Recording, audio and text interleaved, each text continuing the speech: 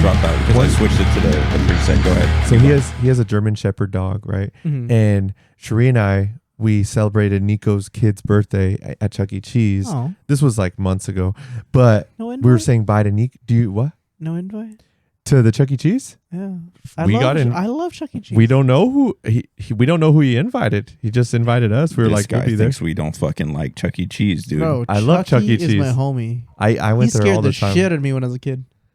Oh, I scared the shit out of him actually as a kid, but I like got all the kids to like jump him. But that's another story. He ran and shit. But yeah, we celebrated Nico's kid's birthday and we were saying bye to him in the front right here. And a dog just approached us. And I was like, holy shit, who's this dog? So we started feeding it ham. And it was following us. And Sheree's like, I think this dog is our neighbor's dog. And I was like, oh shit, it might be. So I walked to his backyard and there he was knocked out on the ground outside. It's like 1 a.m. 12. It's probably 12. And, you know, the dog's like there. And I'm like, oh, shit. And I'm like, dude. And he wakes up. He's like, huh. And he just like goes inside. I put the dog inside. And I didn't tell him until like a month later. Nico and I are out here wrestling. And I said, hey, did you ever know that like, and I told him that story. And he's like, what? Really? And that's when I was like, dude, this guy like must have crazy adventures and just like not know what happens, you know. He just wakes up with a presidential award. Yeah. Huh?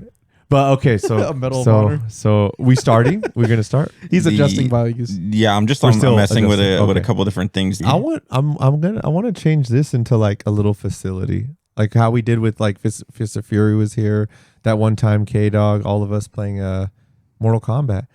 I just want to get a shed. I need to get a shed so I could put my bikes in. And a couple things here, and then I could like fix this damn place up. I want to do it this year for sure.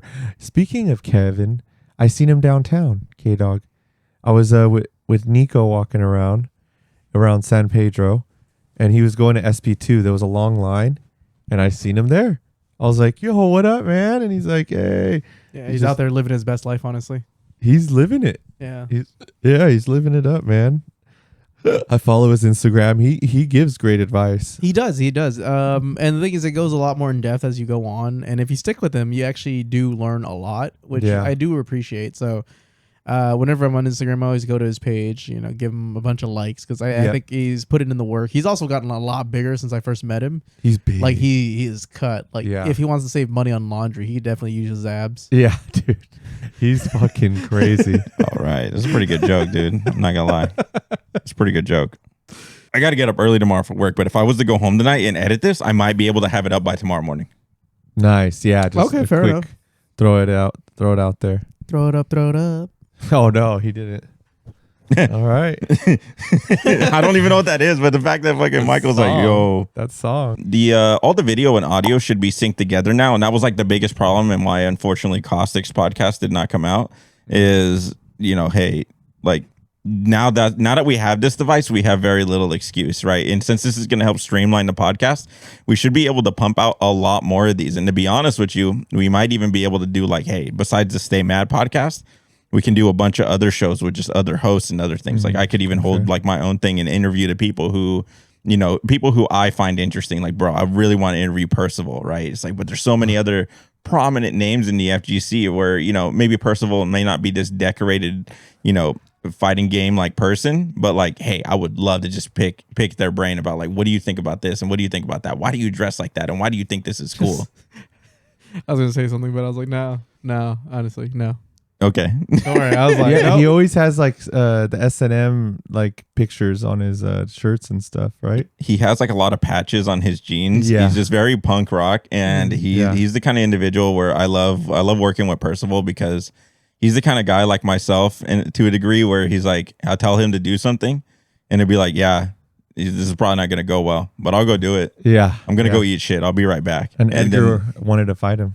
But that's another story. Who Percival? No, and Edgar, yeah, you remember he on the way to the band hall, he's like, dude, I just like this Edgar wanted to fight me, and I'm like, oh, that's hella crazy. Did you win? Oh, you're right. I was like, who the fuck is Edgar? I was like, oh, a wild Edgar in the street. Yeah, and he came after the moon and his ass.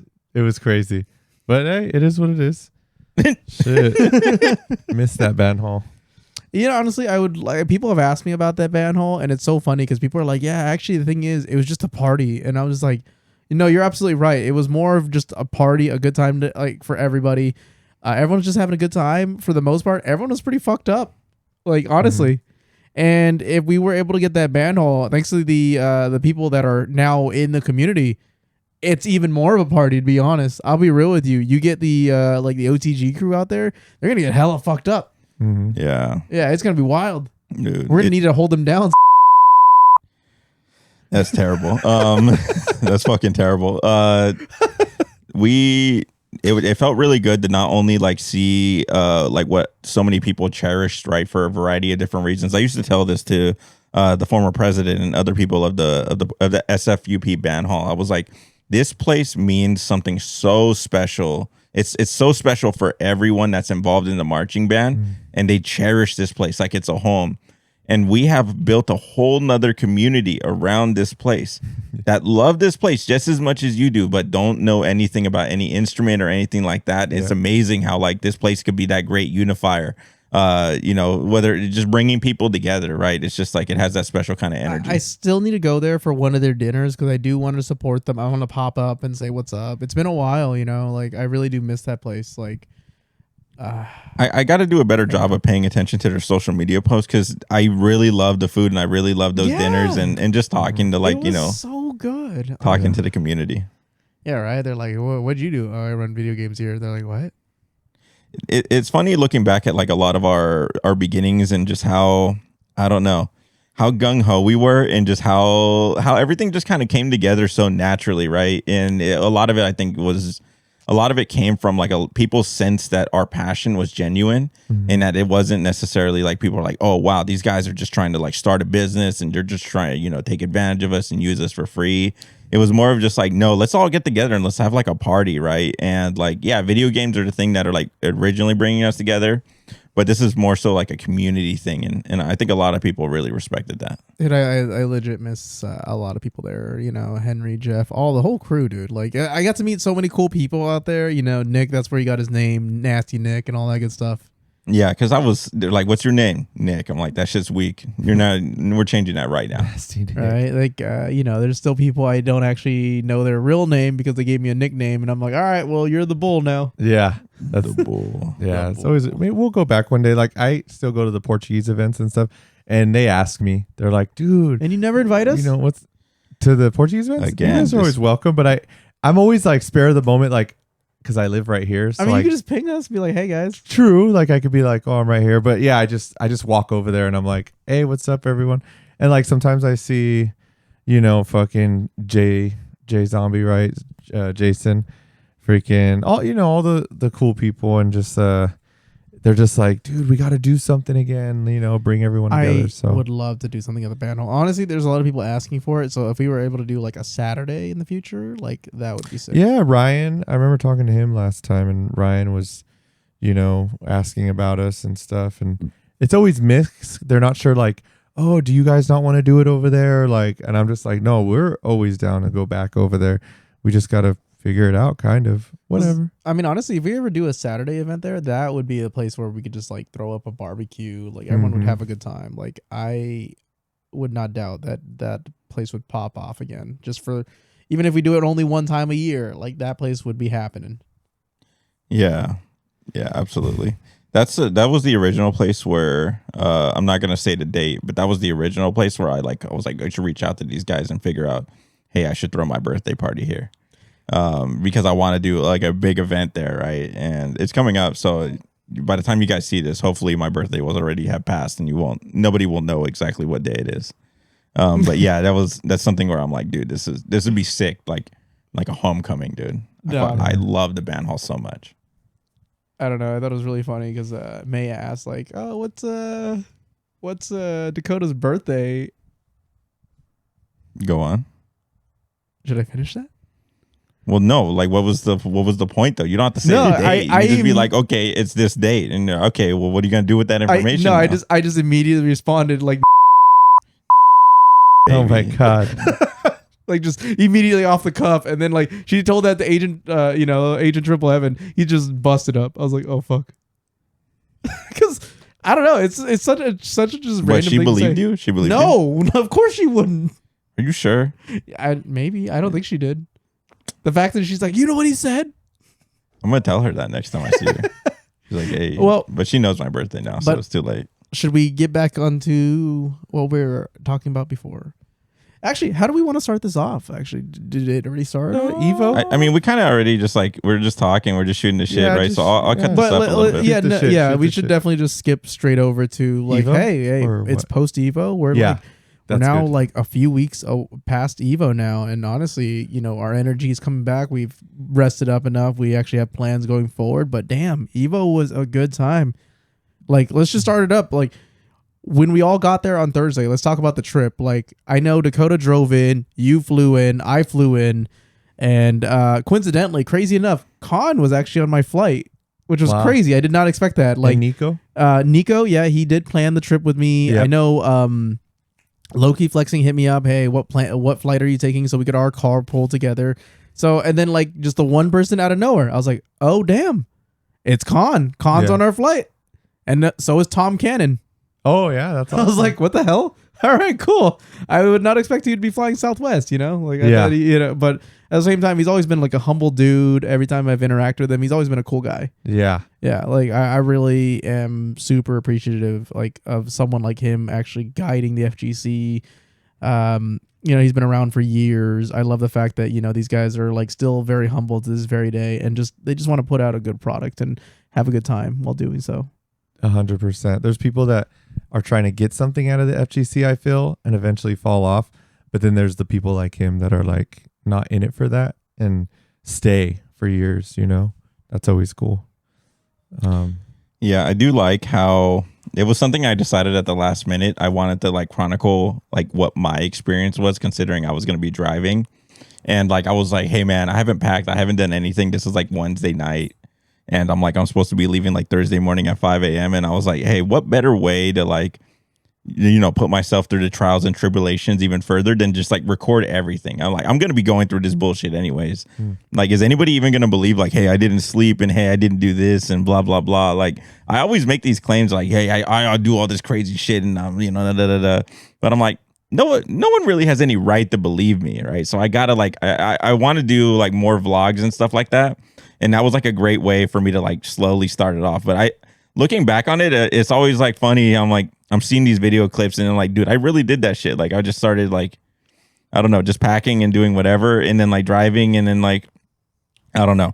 It makes me think back to like why I didn't like do the vlog, not, the Evo before last. Because I wanted the like production value to be like so much higher. But watching this, it's like the same production value as like the year prior, or to a degree, right? We had two different cameras and there were like a lot of things that were better about it. But I'm like, no, at the end of the day, I mean, I don't want to say nobody really cares, but it's like it's more important to get that stuff chronicled than it is for it to be in like the highest quality possible. Like, yo, this needs to be in 8K and you need to have like 3D sound and like, blah, blah, blah, whatever. Yeah, because you could chronicle in like a 1950s camera and just having the footage is like cool. It could be a little blurry or whatever, but yeah. So yeah, it doesn't have to be perfect as long as we have something. Yeah, I've been shooting a lot more video when I went to Redding and Sacramento and all that, over the past weekend. I have a bunch of footage that I want to cut together and I want to continue to do that, right? So like if we do end up going to like more conventions and such, like no, I need to record more footage. I need to get out there more. Even if it's like the most shakiest cam in the world, I just know I need to steady my hand or do something. Right? No, actually Loki gave you props. He said for my cam and your cam, we were very steady. Did he? Yeah. I felt like my cam was like the shakiest shit. You were actually a lot better. He was more he was talking about other cams that were used in the video where it was like a little shaky, where it's like, whoa, this is crazy. It was other cams? It's more of like there was a lot more bounce, but it also comes down to the fact that it just comes down to the person's handling of, their stand or whatever it's called. Like they just don't have a gimbal where it auto balances it properly. So it's just like, hey, if you got a loose hand, it's always going to be like shaky. Yeah. So that was one of the other pieces of equipment where I'm like, well, if I'm going to be vlogging more, I need this $1,000 gimbal, right? Or this $800 gimbal. And it's like, do you actually need that? It's like, no, dude, just go out there and just get some footage, dude. Just make it happen. But hey, I'm just glad Evo happened. Great time. Arriving on Thursday was we arrived on Wednesday. We right? arrived on Wednesday. Yeah, well, Wednesday. I did. Yeah. You did too. Yeah. Yeah. It was actually, I think arriving on Wednesday is definitely the play. The other play is Dakota, fix your fucking alarm clock. Oh, that was so funny. That was so funny. You know that affected us like for 2 days, right? Like that was bad. Yeah, Like low key. I like never immediately like I locked the door and went to sleep in the other room and left you on the side. I was like, fuck this. I'm gonna take a nap. Yeah, low key. I got to experience like him frustrated because I was in there too. But I was already kind of awake, so I didn't get too frustrated. But like it was like one bad thing after another where like Dakota's like, you know, his phone was going off and Loki's like, why is his phone in here with us? Like, and he's trying to sleep, you know, like, and he wakes up, he deals with that situation, right? Like he throws it on Dakota, comes back in, and then like Dakota comes in the room, drops his pills in the bathroom. So it sucks because the room has carpet. If you dropped pills, you don't have to hear all that clicking and stuff. But like he dropped it in the bathroom, and you just heard like click, click, click, click, click. And then like he's putting them one by one back in, and you just hear click, click, click. And Loki's just like, oh my God. And then it goes silent again. And then like someone knocks on the door for like the Room service. And he's just like, dude, I can't go back to sleep. Like there's always a problem. There's always something like water's dripping or this. And he's just like, oh, so. And then when he was explaining it to everyone, you could see the frustration like in his eyes. He was just like, pissed. Don't get me wrong. Like at the time, I did not feel bad at all. Right? Like not at all, because I was like, dude, we're in the like I'm gonna be up at the same time as you. Like just shut the fuck up, dude. Like you don't need sleep, dude. Like I don't know. When I'm stressed out, I really can't sleep. Like so not to say that I was stressed at Evo, but I was like I don't know, dude. I was like, bro, if you're really taking this shit seriously, you shouldn't even be able to fucking eat, dude. You should be like. You're I don't like know. His nerves are like yeah. I feel like we all process stress differently. He prepared himself a lot. Like shout outs to Low Key. Speaking of him, like at Evo, bringing SoulCal players and just hella players, dude. Low Key didn't do anything at Vegas besides play. Yeah, actually, he came to play. Honestly, he's one of. I love watching him play mostly because I just want to see him succeed. I love when he actually just starts destroying people. I know he still wants to win a local, and in this area, it's pretty tough, right? I'm pretty sure he could fly to Missouri and like take over the whole state. Yes, so he placed as good as Treewiz. Yeah, that's he tied insane. with Treewiz, and he was like, and it showed why, because he just took it so serious and just played all day. Played smart, like with, you know, others that were really good and stuff. So seeing that, I was like, damn, he deserved it. You know, he easily made it out of pools, and then he went beyond that. So yeah, he deserved in NorCal. In NorCal, out of the people that go to our tournaments, he placed with Treewiz. Like I guess he tied with him as the best. Obviously, there was other NorCal players like PR Rog and Samurai and stuff. They placed pretty good too. There was a SenCal player. Nephew would be the highest NorCal player. I think. Player? Yeah. Okay. Yeah, there was a SenCal player. I think his name was like Cypher, or I forget this person's name. But they were in the 2 digits or whatever, right? Mm-hmm. They were in double digits. They were like 23 or some shit like that. Damn. And I don't know this. Yeah, I don't have all the information, but I heard a lot of people were pretty surprised. They were like, "Who is this person?" Right? Like, what the hell is this about?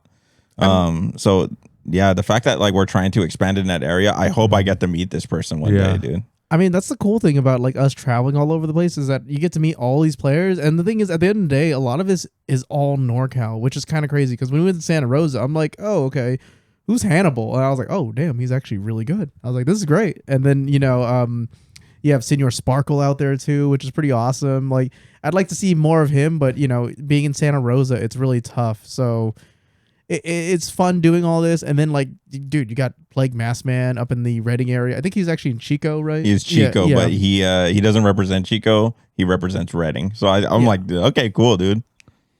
I mean, I'm surprised he doesn't run around with a name like Mr. Chico Stick or something. Chico Stick? Yeah. Okay. Don't worry, that's an old reference. But anyway. I really loved we got to all test out the games. We hung out a lot more this time as MADHouse, I think. The first year we didn't chill as much, right? Like first year, if I could think back, like MADHouse chilling, we were actually separate. Yeah. Like you guys had a room. I had a room with Cherie. You had an Airbnb. Airbnb with Low-Key, Correct. Yes, So which we regret it. Yeah, sure. that's the thing. And I remember talking to Low-Key, telling him, I'm like, I don't think that's a good idea. It's like, no, you save so much money. And I'm like, yeah, you do save a lot of money, but you miss out on so much of the Evo festivities. Yeah. And I think the one thing he really appreciated about the following year was that he was able to be a part of a lot of the Evo festivities. And I think he made more and more friends. And I got to meet a lot of the SoCal guys and talk to them and converse with them. And I was like, oh my God, this is really cool. Yeah. And I got to meet like one of my favorite Ryu players. Like I lurk in the stream because I'm shy, but whatever. Yeah. But yeah, second year was a banger. And now third year was like amazing, you know? That was cool how like we got to do a lot of shit. More GoPro stuff, which we just released on YouTube, some of the GoPro stuff. Do you have plans to release any other footage or anything? Actually, the thing is, going forward, I do plan on doing a little bit more post. I do want to get a video of like Santa Rosa up to as well. That'd be really cool. I do still have like footage from Reading, but I want to go forward posting pictures, because the one thing I did not do for Santa Rosa specifically is showcase more of their community in Santa Rosa. And then I want to do a little bit more of a feature on Reading and use that as like a teaser leading into like, hey, we're going to release the NorCal knockout video, which I have like the whole idea in my head about it. So it's probably going to be like more of I'll use a different type of editing. So it's going to be like less of like what Dakota did, which is like more long form, and more of like a 10-minute video of it all consolidated more to like the best points in here. But it's going to show off a lot of us having fun, the Reading crew having fun, and just a good time overall. Like I want to make it like 10 minutes, but I think it's going to be more like 20 minutes. Yeah. It's very difficult to... I expressed this the other night in our Discord call, where I basically said like, hey, when it comes to like format or like different types of content, I'm very much like, hey man, it's either got to be like 30 seconds or like under a minute, or it's got to be like an hour. And the banter videos we did, like I tried to aim for 10 minutes in the past. That made sense, but like I don't even know how I would like try to tackle like that.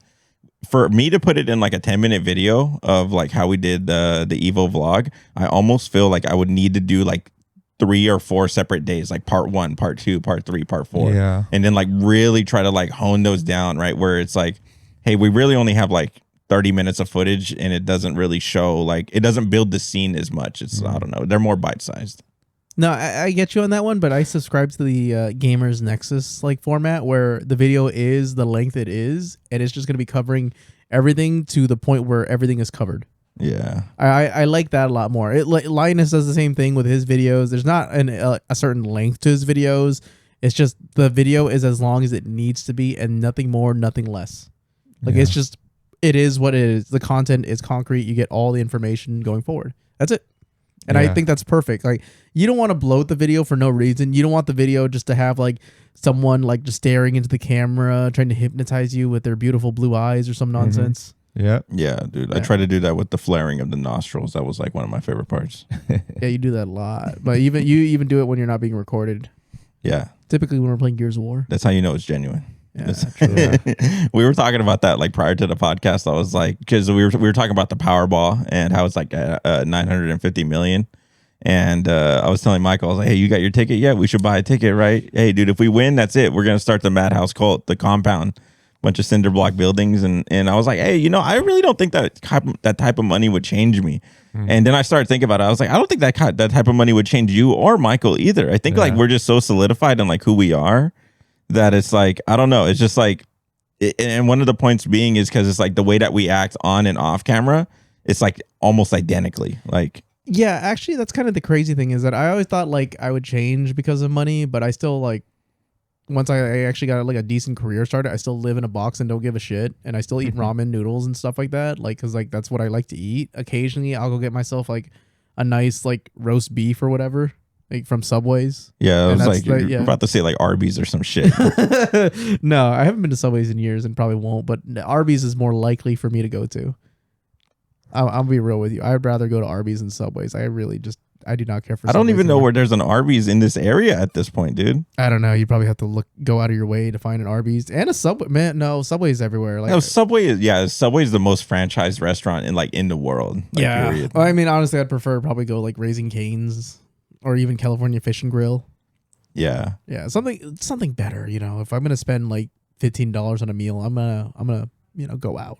I took my mom out for lunch not that long ago, and I was like, she's like, where are we going, right? Like, you know, take me somewhere like that I would enjoy. And I took her to Raising Cane's, and she was like, are you serious? I was like, yes.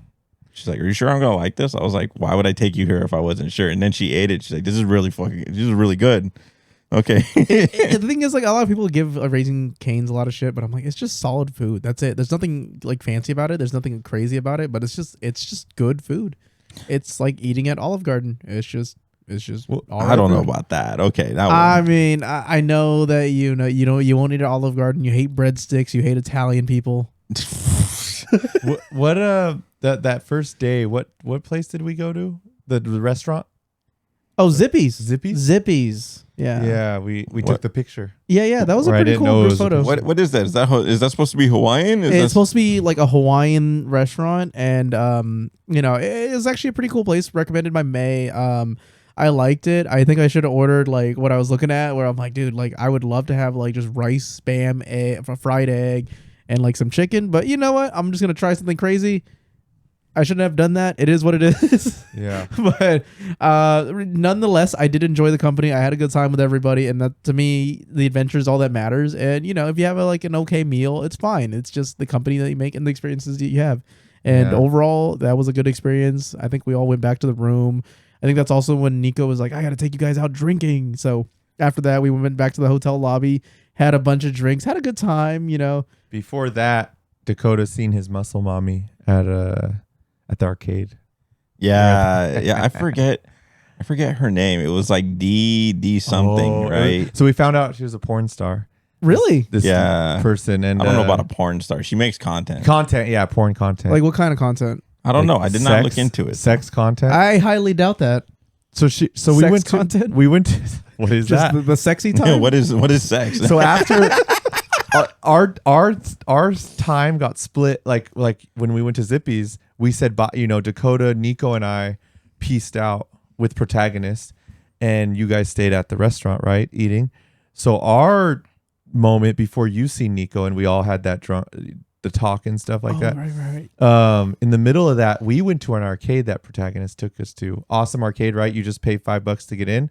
All the games are free except the pinball, which I was like, damn it, because I love playing pinball. But so we go there, and it's a cool spot. All the old school games. We played NFL Blitz, just a bunch of cool stuff. And there was like people selling stuff, right? Like little tables, and some people selling earrings. And there was this buff ass lady where I was like, right away, like this person passed us. And I remember a long time ago, Dakota's like, I want like a Marissa type chick. And I was like someone that could just pick me up, put me in bed. And right away when I seen her, I was like, Dakota's girl right there. And I was just like, okay. And then I was like, Dakota, look. And he's like, I know. And I think you said you've seen them last time. Yeah. So I told her, right, because the last Evo when you guys all went to fucking Benihana's, like everybody's like, we're gonna go to Benihana's, and I was like running on like $200 for like the entire like fucking trip, right, nice. Including gas. Yeah. So I was like, yo, this is about to be a struggle. Yeah. And so they're like, hey, we're going to Benihana's, and I was like, fuck you guys, I'm out, right? Yeah. And then I left. Unfortunately, I left Wall. I was like, hey, I know he's just as broke as I am, but he'll figure it out, right? He'll fucking. And I left with the Protagonist, and that's why I knew. I was like, hey, I'm gonna spend a lot less money, and that's why I went to Player One at that same exact time. It was a Wednesday. Yeah. Every Wednesday they have it's called Weeb Wednesdays, where all the bartenders dress up like anime characters and they do anime trivia and everything like that. And vendors show up and sell anime merchandise. Well, she was there as well. And they had a bunch of vendors. So that's why when I saw her again, I was like, hey, I saw you here last year. She's like, yeah, I'm here, fucking every week or whatever. So I don't know. It was just cool to be like, damn, this is like this community is solid, right? And they're continuing to do this thing. So The bar player one, it's sick. I'm a really big fan of that place. I liked it. Yeah, So it was a good vibe. it was cool for me to experience that last year and me to say to myself, like, yo, I think like Michael or Atlanta, you guys would love this place. Yeah. And then finally I got you there and I was like, dude, to see you in your little gamer stance and stuff like at the arcade, I was like, bro, this is fucking awesome, dude. Yeah, it was good. Nico's always competitive, so he got us to like play each other at stuff. Like it was either Nico versus Dakota, me versus Dakota or Nico. And yeah, it was good all around. And protagonist, he was talking to people and we were all hanging out and we did our thing. And then we go back to the room and we kind of just all meet up back there. And then we all hang out with Nico, and he's like kind of critiquing us on like, it's always cool to see people on the outside seeing the potential MADHouse has, and we like to hear what they have to say. And Nico's so like, he wants to say what he thinks, but then he apologizes for it. And we're like, no, just dude, we love it. Like, let us know what we're doing wrong, what we could do better. And so it was great. It was a great talk. We stayed up till like 3 a.m., but I already knew that was happening. I was like, okay, this is Vegas. Like, this is how it's going to happen. Alcohol? Yeah. Only you and Nico drank. Yeah, which is crazy because I'm also extremely lightweight. So Yeah. what I've learned is like if I get 2 beers in me, I'm already past a certain point where I just start saying all sorts of crazy stuff. I'm like, you're so cool, man. I love you. That's good, though, that you're that kind of drunk. It was like me when I was drinking. You're like a happy drunk, and that's cool. The last time I seen you like that was, I think it was Guild House. We all went to Guild House. Yeah, actually, I had my arm around Soel. That was pretty funny. Yeah, you were. I remember. Yeah, you were. I could tell when you start getting like happy and like just start talking more and stuff. I'm like, gain okay. a pirate accent. Yeah. I really think I think I'm gonna be more if I ever do drink, right? And I always say, right, if the Raiders win the Super Bowl, I'm gonna be drinking, right? I think I'm gonna be more like my dad. I'm gonna be a happy drunk. Yeah. But there's always that small part of me that's like, yo, and again, it changes on alcohol, right? Because I know there's certain people where they're like they drink Hennessy and it's like, yo, they're fighting. Like there's no fucking doubt, right? Oh. But it's like, damn, if I drink beer and I turn into like, yo, what's up? You want some of me, bitch? Right? Oh. I really think the shittier the beer or alcohol in general is, the worse the person may become. Like E&J brandy, like if I see that at a party, I know someone's gonna get in a fight. That's 100% a thing. Like there's no way it isn't a thing. Yeah. There's some bad ones out there. Hennessy's notorious for that stuff. I'm really happy. Like all the people that we surround ourselves with who like really do love to drink, they're all like real. They're all a good time. There's nobody who we surround ourselves with who's just like who, I don't know, they become like a problem or anything like that. Yeah. And usually those friends, if that happens once or twice, like you kind of don't hang out with them when it comes to that, like business wise or like, trying to chill at an event. You don't want that kind of stuff happening. Yeah, that kind of energy. Yeah, you don't want it. They always have something to prove. I don't know. Yeah, no, there's definitely people I don't drink with anymore because I was like, man, I almost ended up in jail. Could have been really bad. Yeah. Atlanta was like, put this gun in your mouth. He was like, So yeah, first night was okay. And then Thursday we split up and dude, I went on a walking journey. My whole day was just I was with Nico and his homie and we just walked that whole day. We woke up and we're like, this is a Vegas day. Today it's Vegas. So we just walked and like started at 10 a.m. and just didn't stop. Like walked until like it was nighttime. And we like to walk. We like to work out. So we're like, let's just walk everywhere. We got lost in hotels, we went shopping, and yeah, it was insane. Like I like to walk, but goddamn, I did like, past my 15,000 steps and shit where it was like 30 or something. It was insane where I was like, God damn, my feet are hurting, and I was wearing decent shoes where it shouldn't have, but yeah, so just Thursday was chill. It was like the calm before the storm, Friday's day one of Evo. Really. It's funny how we go 2 days before. It's like, Wednesday, Thursday, we're there to like hang out and stuff. So that was cool. And then Friday hits and that's when we're like, okay, badges, all the other, we started, kind of using the GoPro a little bit and just meeting the friends, right? Freaking Nico and his friend had a new nickname for me. They called me the mayor because I was like, they're like, dude, you're shaking hands with like hella people. It's just so random. And I was just like, oh yeah, I've been here doing this like, since 2010. So you get to know people and stuff. And yeah, it was just Friday was cool, man. That's when we all got in, and it's 3rd year of MADHouse being there.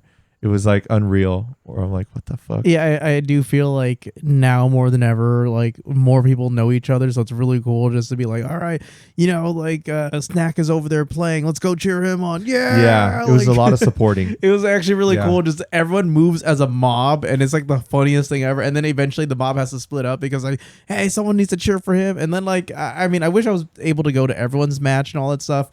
But, sometimes you get tied up. Sometimes you are watching a match that gets super intense, or someone's on stage and everyone's there, right? Like, that's the thing. When someone's on stream, we all got to be there. It's a thing, right? Like, I think that's really cool. I think it's awesome that, NorCal's like this now. I do appreciate that. Everyone's vibing, having a good time. Sly Coco went on stage, like fucking kept his glasses on, like fucked someone up on stream. It was awesome. That was so cool, dude. To see Sly Coco like went on stage and like, his aura, dude. He was just so fucking like, he was in the moment. And the guy was talking shit, I think, right? Yeah, he was. Actually. Yeah. I thought it was pretty funny. He was aura farming. Yeah, it was insane. Yeah, there was a lot of great moments for NorCal. Almost everyone I talked to, like when I asked them, made it out of pools at least. I know Khan was like pissed or some shit. Yeah, what's crazy? I didn't do good. He made it out of pools very easily last year. I watched him and he like cleaned everybody. I was like, oh shit, that was insane. I was like, and then he took a picture with Daigo. Yeah, he took a picture at Maximilian last year too. Yeah, he just bumped into him because I told him like, hey man, like you never know what happens at Evo. Like to me, like I think the best adventures I've ever had at Evo is literally go wander around and you bump into the randomest people. Yes. Yeah, like there's sometimes I bump into someone that I haven't seen in years, and it's the wildest thing ever. Yeah. And I love that. That's the kind of Evo experience you want to have. Like, and you want to try to make those random friends every year, because every year, like, you never know. Maybe they'll come back, and it's gonna be a good time. Yeah, always. Yeah, Evo's just the spot for like it's Vegas. It's very easy. So that was really cool. Saturday we got to test out the cool games, right? Yeah. Invincible versus and all that. Got to chill a lot more. I use the GoPro a lot on that day too. I always call it a GoPro, but it's really just the handheld. I think everyone calls it a GoPro, kind of like how everyone calls an adhesive strip a Band-Aid, even though Band-Aid is a brand. Yeah. It's not facial tissue. It's Kleenex. It's not a it's a Q-tip. It's not a cotton swab. Yeah. That's crazy. That's cool when you have a brand take over something so much that like the brand is now synonymous with it, but it's like GoPro as a product is like not the same as compared to like it's I don't know. What you had was a DJI. I think it was a Pocket Osmo like 3. I love that product so much more than any GoPro. I was thinking about buying a GoPro a while ago, just because we have so many of them in our fleet, like GoPro 4s, like the really old ones. But I'm like, man, dude, like I feel like even if I like wanted, it's better just to go DJI, right? Like. I don't know. Even though GoPro is like right down the block, maybe we can go hound them and be like, "What's up? Sponsor us, dude. Let's make it happen." They're currently running into financial issues. So I'm not sure if this is now the best time. No, I'm just gonna knock on their front door. What's up? There's no more front door because I can't afford it anymore. No, I kicked it in, dude. Nah, I'm just kidding. So I liked Invincible Versus when I played it, and it was so super cool because first we had to wait in line and we played the game, and I was like, that game already made me feel like, oh, I just want to sit here and play this. But obviously, you only get like first of 3 or whatever. But then he had the friend that put us to the side and said, you guys could just play. And we were just in a corner on a computer, just playing the game. And we'd look at him, like we'd play a match and look at the guy. And he's like, keep going. And we're just like testing shit at that point. And we're just like, this is awesome. Like we're hanging out and just playing. And it felt great. That game was just super cool. Marvel Tokon, my friend Dab, we talk to each other every day. He's all about Marvel Tokon. He's like, dude, I fucking love it. He tries to get any information on it. And he's like, you better play it at Evo because he didn't go. So he's like, you got to play it. You got to tell me how it is, this and that. I want to hear everything. And I look at the Marvel Tokon line. I'm like, fuck that. I have other stuff to do. Yeah, I feel that, honestly. Dude, I never seen an Evo line like that for a game to test out. Like, it was crazy. At one point, I heard it was like a 3-hour, 4-hour line or some shit. That's the thing. I don't want to spend that much time like waiting in line to play a game. Like the reason I was able to play 2XKO is because like the line moved so fast the first year it was there. Yeah. Like I was like really pleasantly surprised. They're like, oh, it's only a 30-minute wait. I'm like, dude, this line's long. And I'm like, oh, it was 30 minutes. Yeah. Yeah. It's pretty cool. That was really cool. So it's fun to play those stuff, but I've always been the type of guy, I actually don't like to play a game, even though it's like, oh, new shiny toy. I don't like to play it at events like that because you only have 15 minutes. I always love to have the game and lab it first. I don't want to just play someone like, here, go crazy and just play. I like to be like, okay, memorize all of his special moves, memorize all the moves, then check out some combos and then play, not just play. But you know, it is what it is. Got to play Invincible versus that was pretty fun. Yeah, Marvel Tokan, I was like, sorry, Dab, but it's not happening. The line's too long. And by that point, so many content creators like they were releasing stuff on YouTube that was way better. They were showing high level matches where I was just like, oh, this is good enough to just, it's any better than anything I would have done in the game for 15 minutes. I'm with you. I mean, it's just bragging rights to say I played the game here, but like honestly, I like to lab. I like to sit in the room with it. Because like you could tell me, oh, this is how you do this and this. I'm like, listen, I'm not gonna understand it until I play the dang game. You know? Yeah. So funny enough, Low-Key Flexin went on a rant that night. I was there for that. So I talked to him about Marvel Tokan, and dude, he was like, dude, all these people are fucking idiots. Like, it's just Guilty Gear or Dragon Ball Fighters, just with the skins of Marvel. They're like, they're waiting in line to play a game that's already out. And I was just like, I heard his point. Even though Marvel Tokan excites me, but he really like kind of, you know, I guess opened the curtains, you know, or lifted the skirt of Marvel Tokan, where he was like, dude, there's wall breaks. Like all this is already a thing, like in a game. Just play that game, but you want to play Marvel characters. So he actually helped me not have the urge to like wait in that line, because I'm like, oh, you know what? He's kind of right. Like, yeah, I don't really need to play this right now. Yeah, and I know they were giving out a lanyard, which would have been cool to have, but at the same time, I'm like, I don't know if I'm even gonna like the game. Again, I want to get my hands on it and play it first. Yeah, for Invincible, there was cool. They were giving out random cards. Yeah, like that was cool. You know, I haven't opened up mine yet. Wow, you haven't opened them yet. It's still at home. Wow, that's awesome. Yeah. I know Fist of Fury, he wanted Battle Beast. Yeah. And I actually got it. You know, so, and he was like, oh, you got that shit. And I was like, you know what? You have it. I was like, whatever. You know, it doesn't even matter. I like to collect stuff, but like, I was like, oh, it's okay. Like, whatever with that. Like, you could tell he really wanted it. So I was like, okay. So yeah, day 2 was pretty cool. You know, Saturday, that's when people start getting out, right? People getting there. Dakota, that was, dude, I was actually really surprised when you played. Like, I went behind you. You were playing, and I knew you started playing Street Fighter, and I've watched you play some games and stuff. But when I seen you play Street Fighter at Evo, I was like, okay, let's see how he does. And I already knew you said you beat like 2 people. So I watched your third match, and I know how it gets when it gets to that point of like, okay, you won 2, this guy has won 2, you know, this guy knows what he's doing. So I was like, oh shit. And then I watched you play, and it was like, I was actually pleasantly surprised. I was like, holy shit, like Dakota isn't playing like how I thought you would play. First of all, like in tournament, usually there's a vibe every player always gives me where I'm like, oh, they're not playing how they usually play because they're nervous, or it's just like you could tell it's different for them. But you actually, it was like better. Like it was like you were super calm, like you weren't moving at all, like your shoulders and stuff. I always look for cues like that. And you were kind of just like playing, and how you played Kimberly, I was like, dude, he's doing all his shit. Like, this is awesome. Like, so yeah, when I was watching, I was like really shocked. It was really cool. So the way that Atlanta was mentioning how everybody was going around like rooting on for people. Yeah. I was like, hey, I know my pool is coming up. I know there's nobody in my pool. Yeah. I'm just going to slowly like try to fade away into the darkness, right? And then I'm just going to go to my pool. I'm going to take like a long lap around, and then I'm going to go to my pool from like the most obscure way possible, because I was like, I don't want anybody to see me, dude. Like, it wasn't that I was like, oh, I'm going to immediately just go up, and it's gonna be like, you know, some like 12-year-old kid, and I'm just gonna get my teeth kicked in by him. It wasn't anything like that where I was afraid of like I was gonna be ashamed of like losing really bad, like 0-2. Yeah. It was more about like, hey man, like I don't want to have like.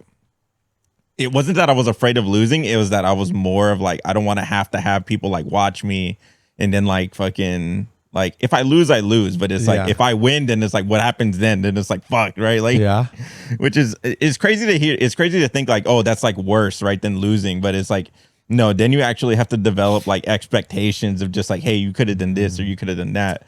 So it's funny to see like not like I didn't have like crowd, right, but to have like Godzilla to just randomly show up and then just like plop his chair like down right next to me. I was like, oh fuck.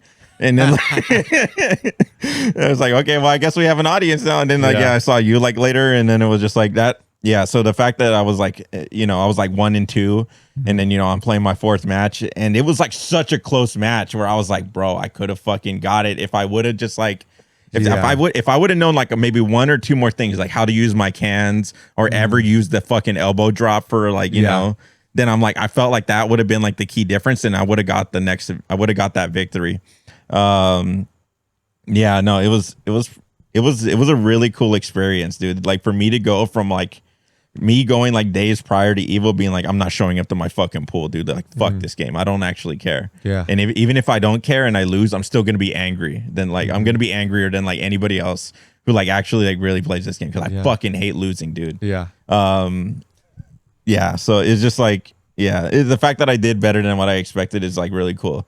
Getting 2 wins in Street Fighter 6 was awesome. Getting 2 wins in Mortal Kombat X, technically 3 wins, right? But getting 3 wins in Mortal Kombat X is like, dude, that means like the world to me, like in comparison, right? Yeah. That was awesome. And going into MKX, we did the BYOC. That was awesome. Shout out to Aquaman, you know, commentating. That was amazing that he did that. All that cool. There was so much cool shit that happened with the BYOC, right? Like to bring all the stream equipment. I knew we weren't going to fuck around, and like we had to be like the best stream there.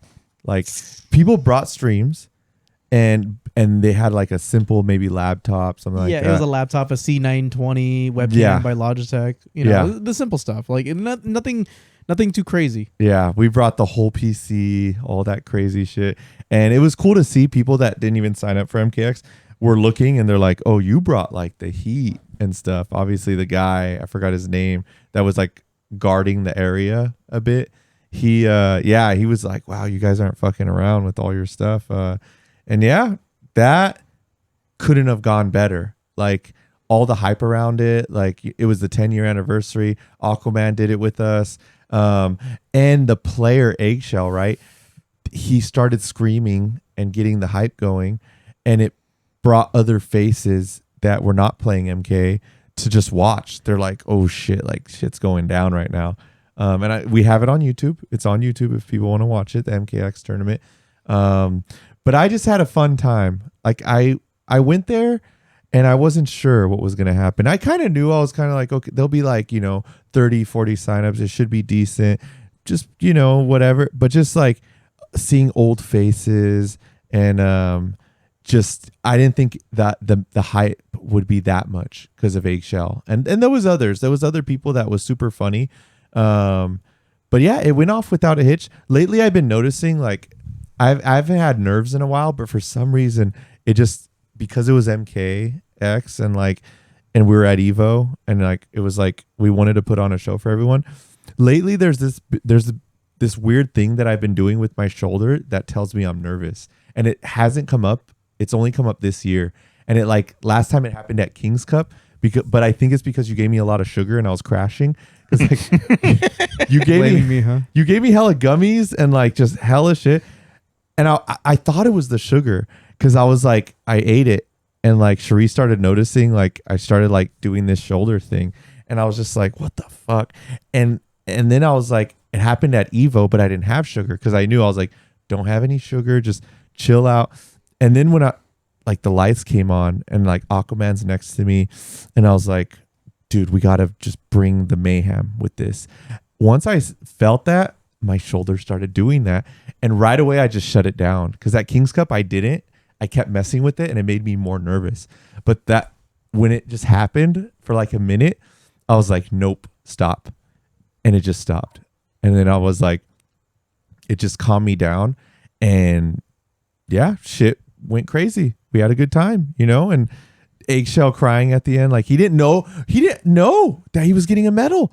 He fought so hard just to get the win, and he didn't know. He didn't see the medals and stuff. No one announced it. I guess we didn't announce it. If you look at the vlog, you held them like in his face. Like, you were like, yes, who's gonna come take these medals? But he was so locked in on the screen, he didn't even realize that. Yes. So but that made it better, because when he realized, he's like, I get a medal, like an Evo medal, like holy shit. BYOC meant a lot, and whoever they did the crowdfunding for those medals, shout out to them, because everyone that got a medal, some people that get the main game Evo medal, they're the guys that everyone's humble that gets a BYOC medal, because Nico got one, right? He got 4th at DOA. They're all like, it's not an actual Evo medal, they know, but that medal, you could tell, still gives them the itch, because ever since Nico came back from Evo, he has the itch to go to, he wants to go to Evo Japan. He's like, he told me, he stopped working out so much and he's just playing games again. He's like, I have the fighting game hunger because I got something from it. I got a medal. Like, it meant so much to them to do that, So it was great to see all that just happen, and I was super happy about how it went. Super cool. Nice. I think I'm feeling something similar, but it's funny enough. It's not like so much for like the playing games aspect of it. I definitely, after Evo, I said to myself, like, hey, I do want to play more Street Fighter 6. And then like the more like I spent time like at home, I was like, no, I just want to play Mortal Kombat X. And then like as like things continue to progress, like, oh, okay, well, you're not even playing like games anymore, really, right? Like you're playing socially, but whatever. Like what I found myself like itching more to do was like, dude, I just want to go out there and I want to be at events. And I just want to talk to like people in the industry, like, bro, hey, I'm from MADHouse. What can we do to help you out? Right. Just stuff like that. And I think that's the part where, I don't know, I feel like I can make like the biggest impact. And I feel like, I don't know, I have a great deal of enjoyment. That's why I want to keep going to more conventions. Yes. The networking. Yeah. It's awesome. It's always great. So yeah, that was Sunday basically, was everyone always says you have the tournament blues at that point, where you're just like, it's like summer camp. You never want, you don't want it to end. You had so much fun and shit, where you're just like, dude, what? Is that a thing? Atlanta never went to summer camp. It's fun. I've been to summer camp. That never happened. You've never been to summer camp though. You didn't. You got from the behind. I don't know about You're that. like, I didn't get to. I'm gonna be honest with you, dude. I never got those like post Evo, or like I never got those Evo blues, because it was like by the time BYOC was over and like my adrenaline and dopamine was so fucking high that I was like, dude, I'm so tired though. At the same time, I'm ready to crash. And then Atlanta's like, we all need to go. We're going to the arena. I was like, no, I'm not. We're going to the arena. No, I'm not. All right. I guess I'm going to the fucking arena. Yeah. And it was a great fucking time, right? But by the end of like the arena, I was like, I'm beyond spent. Like, I need to shut this shit down like now. Like, I felt like the arena was like the icing on the top, because like we just did an awesome BYOC. We're riding off the high of that. Like, it was a wonderful time. I think it's really funny that Eggshell changed his name to Evo Champ Eggshell on Discord. He's really like flexing on it. Honestly, I didn't really know who he was before the tournament started. Now I know definitely. I'm a fan. I'm a fan for sure. Katsu cried. It was like, because the credits, right, of Evo, that's like officially the goodbye. I know Katsu was like tearing. Katsu is always so passionate. Yeah. But like I like living through them, because it's just like, it's when I was young, like it was fresh, right? The FGC. And it was just, you respected anything. Like if you were on stream just for a moment, you were like, oh, like, fucking my life is made and stuff. And you could see that in Katsu, like first playing Ryan Hart and almost beating him at Evo. Like, I'm very pleasantly happy with that photo that I ended up taking. I'm like, man, this is a really good photo. Yeah. I was like, damn. Katsu doing production for us. And just doing so much. You could see Katsu's getting the Evo experience you could only dream of, right? Like chilling with us in our room and like hanging out doing production at Evo and like getting to go to the arena and all that cool stuff. Like and I think Katsu deserves it. Oh, so 100%. passionate about all these fighting games where it's like doing Salty Salinas, right? That was just announced. They're gonna do another one. That's Saturday. Yeah. Yeah. So this might not go up by then, but hey, I'm gonna try to get it up. Yeah. Like I'm gonna try to get the shit up like ASAP. Yeah. I'm just gonna say, like, Katsu does a lot. I really do appreciate them and everything that they do. Like, they are killing it. yeah, And they just get better at fighting games, and it's very frustrating because I'm like, I want to play fighting games against them, but it's like, damn, I'm just upset. Yeah, to your point, I never really thought about that, like what Katsu is like currently experiencing, nice. right? yeah, Like I always think about like my first Evo experience, and it was like, yo, I'm just happy I didn't go 0-2, right? Yeah. I came, I competed, I started challenging random people, like you play MK11, let's fucking go. yeah. And that was like, to hear that was like an anomaly on its own. I was like, oh, I thought everybody did that shit, right? Mm-hmm. But it's like to think about how, like, I don't know, what Katsu is currently experiencing, like that's fucking cool, dude. And Yeah. I don't know, man. That's sick. No, I love living through Katsu in that way. It's like kid in a candy store, right? And it makes me appreciate it again because like doing it so much over 10 years, it's you kind of what do they call it when the just the they call it like tinted glasses or rose-colored glasses and stuff. Yeah. It's just then you get to see it again and you're like, this is special. Like, holy shit. Like, yeah, Katsu has the right to be like, oh my God, this is amazing and stuff. And it's like, it brings you back. So yeah, just seeing all the cool faces too, that like we affected here in NorCal. Over there, we see them all. They say hi to us. They're hanging out with us. They like mob with us and stuff. It's crazy. They almost did not go to Evo this year. And I was just like, you know what? I will pay for your hotel room. I will pay for your ticket. And then they ended up buying their own ticket and getting their own room. But yeah, that was you and I were ready to be like, bro, I'll get you there. Like, Yeah. I'll fucking you could get in my car, right? Yeah. And then they ended up like just not needing us at all. yeah, which is kind of crazy, But at the end of the day, they had their own little adventure. They had a good time. And we still met up. We did the BYOC, which honestly, like, we were all able to get those ref jackets, which was awesome, And then we were able to go in the arena. And I think that was their first time going in the arena. Katsu's probably going to correct me if I'm wrong. But I know we both looked at each other. We have to stay at the end. We have to be freed by Spooky. That has to be. We stayed. That's going to be a thing every time. Like every time I watch Team Spooky, I would watch it all the way to the end. Even if it's like 2 a.m., I'm going to watch this thing. Yeah. Yeah, like Yeah. I have to be released. Even if I Spooky. passed out. Still doing his thing, man. I was so ready to fucking leave. I know. Everyone's like, let's go Yeah, to like we the wanted to steakhouse. go. I'm like, we're not gonna make it. It's too late. I did not want to go to the fucking steakhouse. I just wanted to just get the fuck out of there. And then everybody's like not moving. I was like, are we really gonna stay for this shit? I was like, all right. I'm gonna be real though. The thing is, everyone's like, let's go get food nearby. I'm like, listen, every place is gonna be packed up the butt. Like, and it was right. For the most part, I was actually surprised we were able to get a table at Tacos by Al Gordo. That's how little I remember that night. I thought I went to the burger spot, and the truth was, no, I just went to the room and I fucking showered, and then you guys showed up with food like way later for me, dude. Which shout out to you, thank you again. Yeah, honestly, I'm gonna say this: the food tastes better when it was fresh because I had like a taco the following morning. I was like, this does not taste good. Yeah. Yeah, You got to eat it. You got to eat it then and there because what they do is they put grease on it, and then once the grease like dries up because it's getting cold, it's not good. It's just greased up. Like I was tortillas. so fucking hungry and so tired, dude. It was like one of the more divine meals that I've had in like a while. Actually, the cool thing is I ended up in the section for lengua. Yeah, it was actually pretty good. It used to be the only action I get, but anyway. I think I ate your taco last year. You did what? That's a great transition. That's a great keep going. I got you a taco at El Gordo the year before, or was it this year? No, it was last year. Cherie was with us, and you were like, I don't want it. Like, put it away until tomorrow or something. I remember it. Yep. And then you ate it, and I woke was up. like, I was fuck like, that. "Where's my food?" Yeah, I was like, I looked at it. I was like, he forgot about this, and I ate it. And then like a couple minutes later, you asked for it, and I'm like, it was cold. Like, leave it alone. I don't know. It got thrown away. Who cares? I'm just like, shit. God damn it. I remember you told me straight up like after that, you're like, yeah, I ate it. No. Yeah.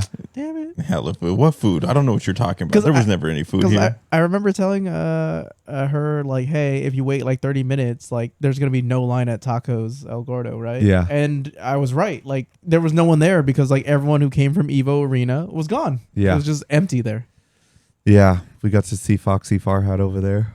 Yeah. Shout outs to Foxy. I love that guy. Yeah, I had a funny adventure with him this year. We were trying to get back up to our room, right? And I forgot what floor we were at. I thought we were in floor 39, but I thought we were in floor 36. Or no. We were in 4, right? something like that, where there was no number that went there, and I was like maybe this elevator just something's wrong. And we walked out, and then there was the VIP elevator. And you went up to the top floor. There was like 4 chicks that were just like, come with us. So we were like, okay. They were like older ladies, like 50s and stuff. And we were like, but they looked fancy, right? We were like, okay, they're going to take us somewhere nice. So we went with them. This guy, again, not inviting us to shit. That's the thing. We were trying to get to you guys. It was the heat of the moment. It was the moment, dude. Yeah. It's in the moment. And they invite us, and we go all the way up to like the highest floor. And we go to this lobby that's just fancy, piano playing, candle lights. And it's just a lobby, but like people are hanging out, ordering food or whatever. And then you get to walk out onto a balcony and just see all of Vegas. And I was just like, this is so sick. And I was just with Foxy, and he got into wanting to fix they had a telescope, a golden telescope that you could look through and just see Vegas, like, you know, be a perv and look through windows and shit. But it was broken, and he was just there the whole time trying to fix it and stuff. But we had a good time. It's those adventures that's like cool, where it's like, oh, this wasn't supposed to happen, but we're here and people think we're important. And it's just like, hey, we're chilling, whatever, you know? Are we allowed to talk about that message you received too? I received a message. You remember? You go ahead and you say it, and then I'll cut it out later if we can't talk about it. Did you remember? Okay, so I'm just going to say it. We can cut this part, but... funnier, so I was like, oh my God. Was. I was like... It'll be even more funnier if he didn't want us to know it was AI. If he was like, "Oh, just gets mad at that us. Was noticeable," like "fuck," like or whatever. I don't know. No That'd one writes funnier. like that. That's the thing. Yeah. Like, especially when you're talking about a strip club. To be honest, yeah. Like if you're gonna say like we're gonna go to a real classy establishment on time. At times they actually have refreshments for any of the gentlemen coming in. Yeah. You'd say it like that in like a very clearly obvious facetious way, right? Speaking of, you know, strippers and stuff, that what a way to go into stuff. Eating your tacos, strippers. Oh my God. But you know, that night that Nico got drunk and we're in that lobby, dude, there was prostitutes everywhere. They were? It was insane. You didn't notice? We were talking to the bartender, and I was like, dude, I could catch these things where I'm just like, I looked around and I was just like, we started talking to the bartender, like, dude, because I never seen it like that. I mean, I just assumed it was like one of those ads you used to see on the internet, like hot singles in your area. And I was like, whoa, this is where they congregate? Dude, because prostitution's legal in Vegas, where I knew, you know, you see prostitutes every now and then. But dude, I never seen a bar that there was just prostitutes at. And it was all over the place. I'm telling you, it was insane. I never seen it like that, where I opened up talking to the bartender because of that. I was like, dude, what's up with this? And he knew what I was talking about. You've never been to like a prostitution like watering hole? No. No, actually. Never. Well, now you have. I was like, what's going on here? And he's like, dude, because we were there Wednesday. And he's like, dude, it's worse on like the weekdays. He's like, it's crazy like this. Like, and it was just weird, interesting to see, where I'm like, dude, this is so like just out there. So at the esports arena in Oakland, you know, sometimes I would go there, and sometimes I would just go, but like, you know, by myself, or I would take Dark, or like, you know, the Rat Tail brothers, like whoever, right? Yeah. And a lot of times, like depending on if I was alone or if I wasn't or whatever, or who I was with, I was like, we're going to Jack in the Box. And there was this Jack in the Box that was on International Boulevard, like right there, it was kind of in the area or whatever. But dude, that was the same thing. It was like a prostitution, like watering hole, where I was like, bro, I just came here for a fucking milkshake. Yeah. And I'm getting advertised all sorts of other kind of milkshakes. Yeah. Dude. I was like, I'm starving right now. All I give a fuck about is food and getting home. I went 0-2 again. I'm fucking heated. Yeah. I'm just trying to eat my feelings away. Yeah. It'd be like that. Yeah, Vegas. I noticed Vegas to me though got kind of boring ever since I stopped doing like, I guess you could say sinful things. Like I don't drink. You I'm found not, God. I didn't find God, but I'm not single, right? I'm not single. I don't drink. I don't do drugs. It's like for 5 years. Besides wanting to go for Evo, I'm like, dude, this year when I walked around with Nico for like that whole day, I was like, damn, Vegas really isn't for me. Because I used to love looking forward to drinking and doing drugs. It was like when you have your homie and he's like looking at you and he's like, you ready to do some mischievous shit? Vegas was the perfect spot. You go there right away. You put your bags down and you're like, let's get fucked up. Let's go have fun. It wasn't like that anymore for me. And I'm just like, damn, Vegas is like the gambling. I don't gamble like that. I have fun. When Cherie goes, I'll gamble with her. We have a great time because we love playing roulette and we always get people looking at us because, dude, we're not spending a lot. We'll spend like $5 on red. Like, and we'll be there for like an hour and we'll like get our money up, right? Like we'll start with 20, we maybe get to 100, but then it starts going down. And we chant so much because to us, just winning $5 is like crazy. Like, some people win like $1,000, they act like that. Where people will start looking like, how much are they winning? And then they see it's like $5. They're like, what the fuck is wrong with these people? So, but like this year I didn't gamble. So I'm just like, for me, Vegas isn't like my thing right now because I'm not in that like addictive personality phase. So I more just chilled with people and like, hey, and it's funny because Dakota, you always bring up that like it's funny that like Atlanta's our designated drinker because you and I don't drink, and a lot of people think we are the drinkers. Yeah, because we're like the loud, boisterous ones. So they're like, dude, these guys are the two party animals, and Atlanta's over here like holding the fucking collars back, like fucking, Yeah, I'm gonna be real. I'll try anything once just to see what happens, but I want to stay away from some crazy things. Yeah, you don't want to get too crazy. You don't want to be out there like, being a prostitute yourself. Yeah. I need more. Yeah. You're looking for the next high. Yeah, no. But yeah, no, it's kind of weird to say. Like, I did the whole Vegas thing the first time I went to Vegas with, which was my first Evo, and I just told myself I don't really want to do that again. And I never really got excited going to Vegas besides seeing the friends and drinking with them, which was the adventure, right? But I was never really into gambling. I actually hopped on a blackjack table, had no idea how to gamble. So the dealer was just getting annoyed with me because he's just like, what do I do? And he just looked at me like, what? And I kept winning and he got really mad at me. And the guy next to me was just getting upset because he was losing money and I was making a ton of money on the side. I just did not know what was happening. And he got upset at me because I got like 2 aces. Is like, you could split it or whatever. No, I got an ace and a king. So it was 21 immediately. So I'm supposed to flip it immediately and win, but I didn't know you should do that. So like when I did that, he just looked at me like, dude. And I'm like, all right, cool. I really don't know what the fuck you're talking about because they serve you both cards face up, or at least they should serve you. No, one's down and one's faced up. Yeah, right? Yeah. Oh, okay. Something like that. Yeah, I was playing 21, I think, or whatever they call it in Vegas. Blackjack? Is it blackjack? Yeah, blackjack Again, is 21. Blackjack I don't. is Again, I don't gamble very much, and it's been a vice that I always avoid because some of my family members have been like crazy gamblers. I'm like, no, I'm gonna stay away from that. like crazy good or like bad? It's kind of funny, but I know one of my relatives has been featured a lot on like World Series of Poker, brought to you by Milwaukee's Light. So I'm not gonna say who, but they've actually made it to like the top 16 before, like quite a few times, and I'm just gonna leave it at that. Wow. Yeah, it's not Tommy. And you haven't introduced me, dude. I want to kick it, dude. I love poker. That's the thing. This relative literally lives in Vegas, and I'm pretty sure I saw him one Evo just at a table, and I'm just like, because he pops up randomly, and he's got a lot of money. It's kind of ridiculous. Dude, let's go party with this guy right now. Dude. Let's fucking get in the car. Let's go. Yeah, I mean. That's the thing. Like he wants you to live that Vegas lifestyle. So like whenever he popped up, it was much younger when he popped up for me. I haven't seen him in a while, but besides possibly seeing him at a table a few years back, I was like, do I say hello? I'm not sure.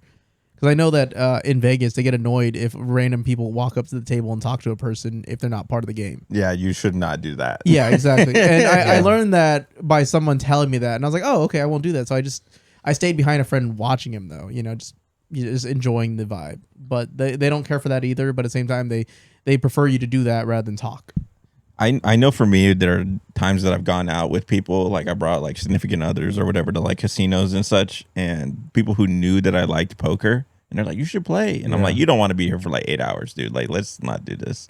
You're just gonna be standing there, and I'm just gonna be like sitting, even if I'm like not the most like mathematically advanced person, I'm gonna be sitting there like calculating my outs and stuff, and like if you're trying to talk to me, like you're not only fucking with me, you're fucking with the dealer, you're fucking with everybody at the table. It's just like not good like etiquette in general, right? Your job is to be focused on the game and to be focused on making the game as efficient as possible. For even when you're not involved in the hand, you're still getting served like a massive amount of dopamine because you're like, dude, what's next? What's the flop? What's the river? Yeah. What's the next action? You know, et cetera, et cetera. I love poker so much. So hopefully it's cool. One day we get a MADHouse poker night going. That would be fun. I just want a MADHouse trip to BattleBots again, because the last time I really got excited for going to Vegas was when they opened up the BattleBots arena, and I finally got to go. And I'm like, oh my god, the old host is still alive? What the hell? That's crazy.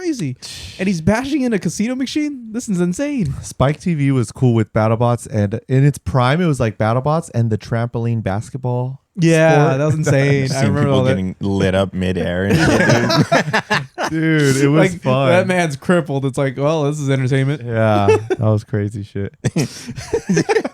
This man just got decapitated. Everybody's all banging on the glass walls and shit. Yeah. Do Fuck him up. So you know, with Evo wrapping up, when I went to the airport, I got to see a lot of cool people. That like, it's always cool. Like you're about to go, and it's like, oh, who am I gonna see walking through the airport, knowing they're going back to San Jose? I got to see Doki Doki. Oh, nice. Broke but pretty.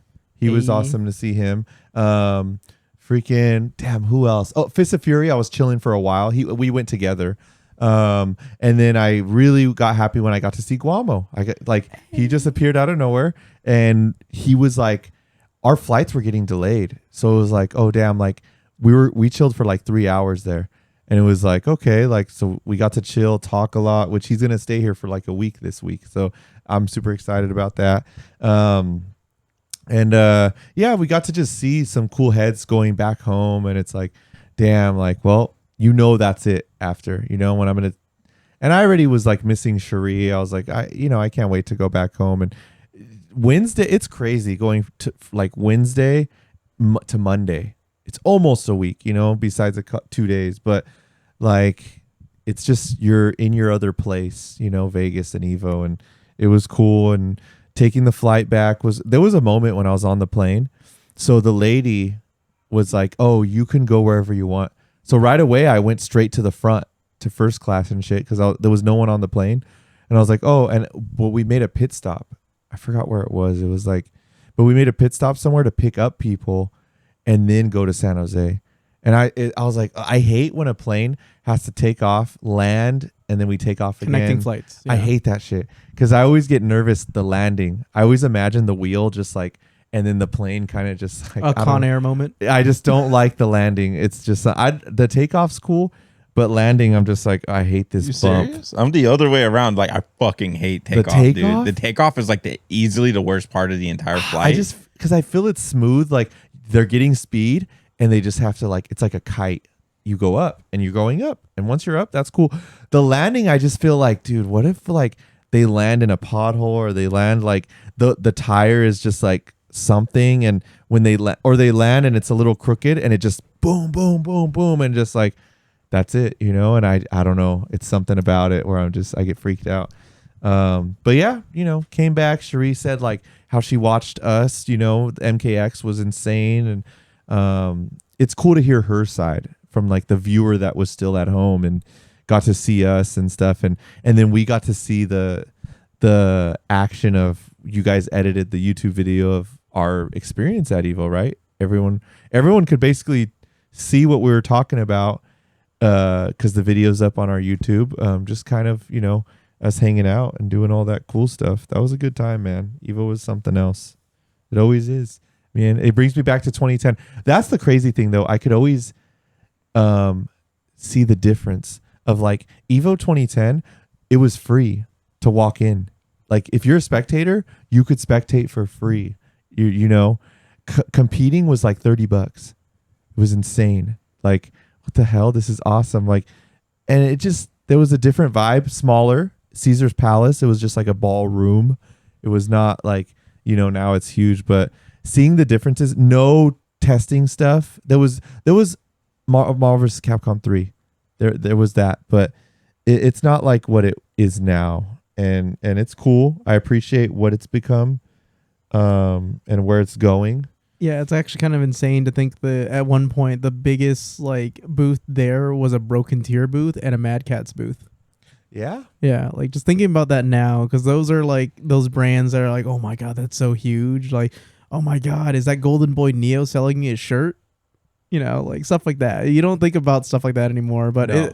I mean, to be fair though, that does happen at Evo. I still remember at Evo, I was weirded out because like someone handed me a poster, and I looked closely at the person who gave me the poster, and I was like, "Is that Kane Blue River?" Damn. I was like, "What the hell?" Okay, that's awesome. Yeah. Random stuff like that, man. It's cool to see. But yeah, it's gotten so big, so damn big. The only thing I dislike about it is like the price goes up with spectators and stuff, but I feel the price should go up with the games. Like it's always been $10. Even my first time going to Evo 2010, $10 for the pot, right? And like the venue fee was like only like $20-$30, something like that. That has gone up, the venue fee. Why is it still $10 for the pot? Because they want people to participate in as many games as possible. Yeah, that's actually very true. I dislike that. Because can you imagine if like they just put $20 instead for a game, right? That would double the prize pot. Yeah, correct. Now, what if it was $50? But the thing is, like, and I do feel like this conversation has happened quite a bit, is that you're not at Evo for, winning the money. The prize pool, there's better prize pools at other majors and tournaments, right? You're mostly there for the prestige of winning Evo. So that is a huge deal to say that you won Evo. You took Evo. Like, that's insane to say that. Like, this is a tournament that's open to everybody. I know that, invitationals usually have like a lot more hype matches and stuff like that, but there's just something so pure about like a Kumite of like whoever comes out on top is the best player, right? Yeah, that is true. And then you get first place at Evo, and people know that you're a godlike, right? Mm-hmm. Except you go inside your house and your family says how much money you make, and you say this much, and they're like, go back to your fucking job. What are you doing? Yeah, I know, right? You're like you were peddling us this dream where you're gonna make it. And now you're like, dude, I could have made more than that working at McDonald's. Yeah, like it still hurts me to this day. Like Slayer tells me this story where he got 4th place at Evo for Injustice, and he goes home, and dude, 4th place to a knowing person. He comes up to us and says he got 4th. We're like, dude, you're fucking a god. Oh my god, like you got 4th. But when he went to his family and he said, dude, I got 4th, they were like, why didn't you get first?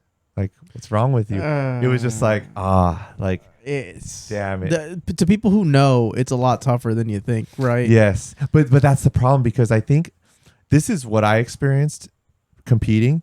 People equate the toughness of the tournament to how much money you won. That's true. If you tell them I got 4th place, I won $20, they're like, that tournament probably had like what, 3 people? Like, how do you win $20? Like, what the fuck? But if you tell them, I won $10,000 and I got 4th, then they'll be like, that was a big tournament. That's why I get like human beings. We're like that, right? Like, it's like you want money to be tied with what you're doing, but it is what it is. I think Evo will always be that way. Who knows? But yeah, that's the only gripe I have with it, I guess. A lot of it I think about like golf, for instance, right? Like there's a lot of money to be made in golf, but at the end of the day, you're just doing a hobby. But it's like for a golfer, like what some of them, like the only dream that they have is like the win a green, or I forget it's a green jacket, right? It's a green one. It's a green jacket. It's Happy Gilmore lied to us. What? Because in Happy Gilmore, you win a gold jacket. Yeah, I forget what the gold jacket's for. I'm thinking, when I think gold jacket, I think of like Hall of Fame for football, right? Oh, okay. Fuck, man. I wish I would have. I'm going to probably do some research on this later, right? But it's a green jacket for winning the Masters. Okay. And the Masters is like one of the more like prestigious tournaments in all of golf.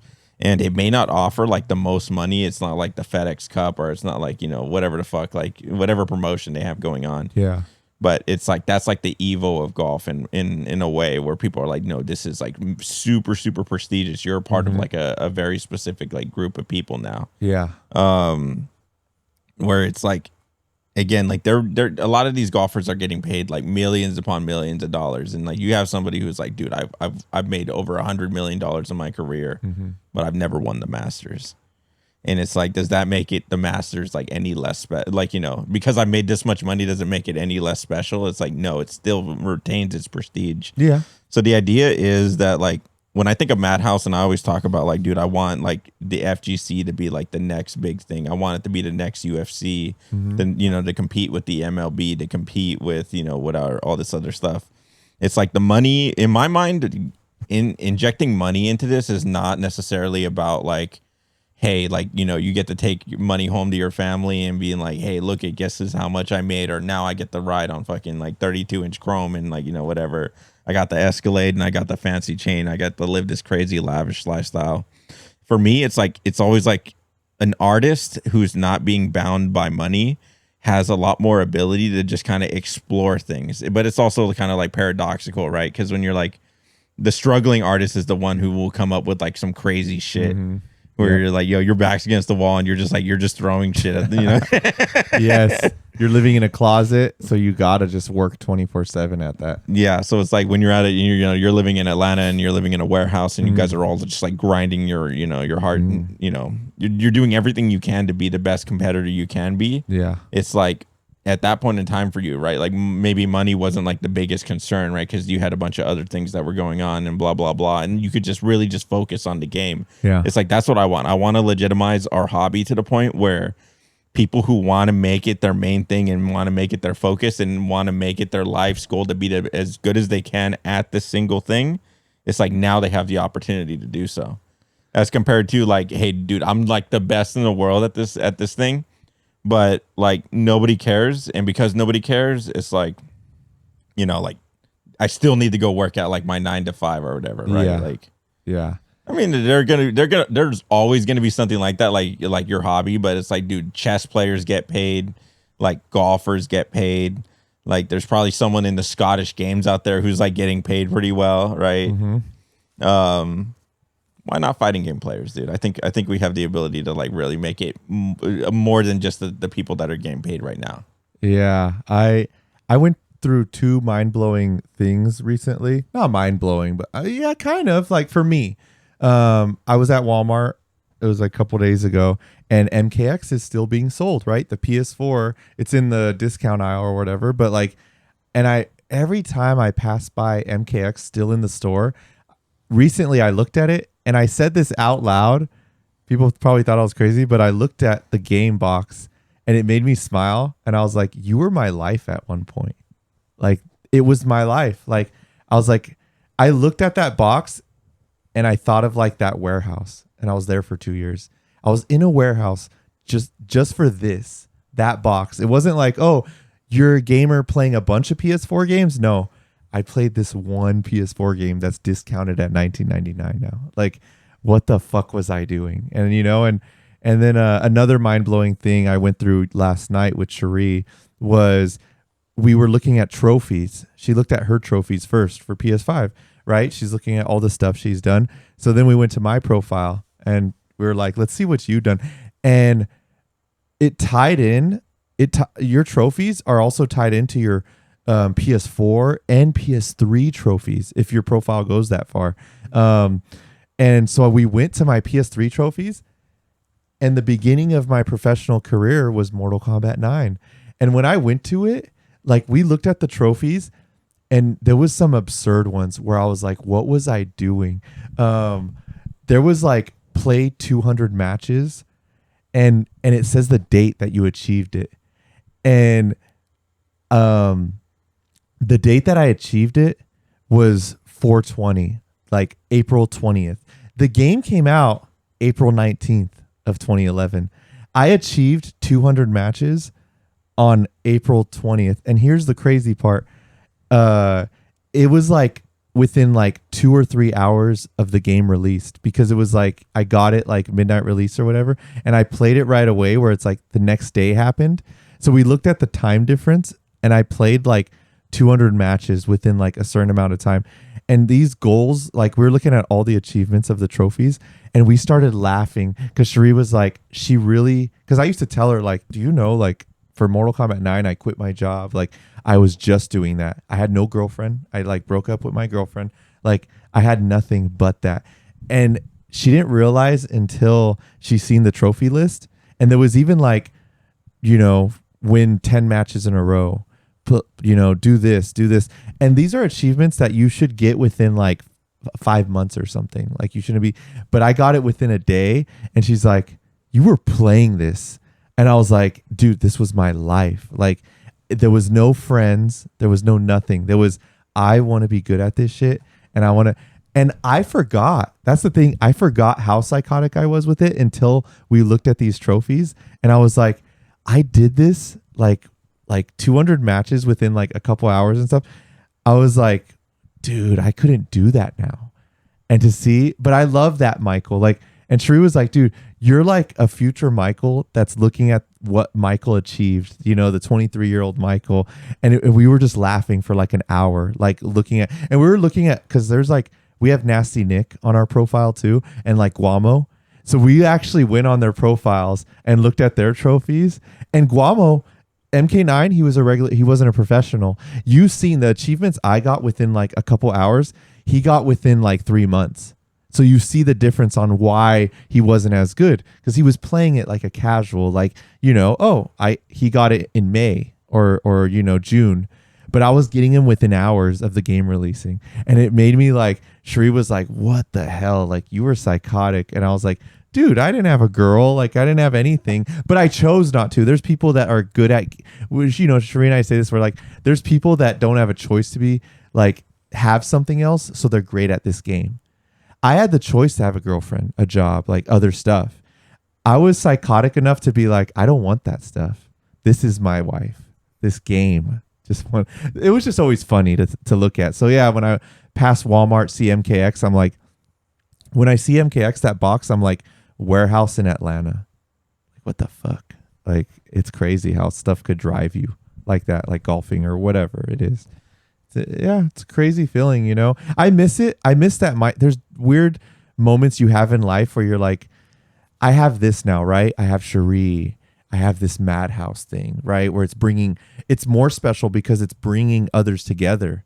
But I do tell Cherie too, like I tell her this stuff I have, right? Oh, I love you. Like, but then I look and I look back at like that other Michael, and I'm like, dude, that Michael was pretty fucking happy just doing that.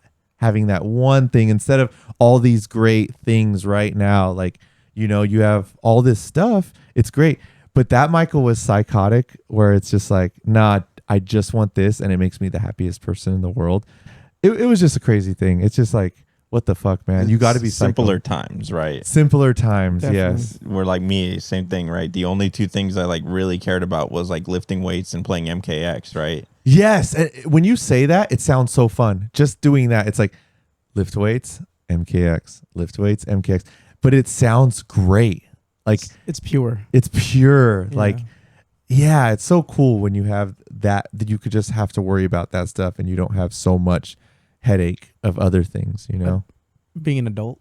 Yeah. Yeah. It is what it is, you know? It's harder with children. Like people start getting children and it's crazy. You know, I've been to so many like baptisms or baby showers lately where I'm just like, I tell Cherie, I'm like, dude, I'm baby showered out. Like we go to so many of them, and you know, and it's just like, and we get it. We're at that age, right? 37. Like all our friends are around that age, and they have their kids and stuff. But to me, I was never interested in that. Like that Michael that wanted to just be good at games. Like some people would say like, oh, my kid's my legacy. And I'm just like, to me, it sounded cheap in a way. Not they didn't work hard. That's sick. I'm just like, That's sick, dude. don't put it on your kid to be your legacy. You should want your legacy to be something you did special in life. But they're like, the most special thing I did in life is have a kid. And I'm like, I get it. But dude, I know a crackhead at 7-Eleven that has a child. Like anyone could have a child. Do something that makes you special, like a hobby or something, like something crazy. I want to be able to show if I do have a kid, I want to be able to show like, hey, this is my legacy. This is what I did. Yeah. I want you to do something bigger than me. I will guide you. Yes. That's what I want. And I've talked to great people that they have a kid later on in life a little bit, where I recently talked to a drummer in a band and stuff, and his kid is now drumming, and the kid's only like 3 or 4, and he's like, dude, I give him all the cheat codes. Like, I know I've worked so hard in this that like I can do this, you know?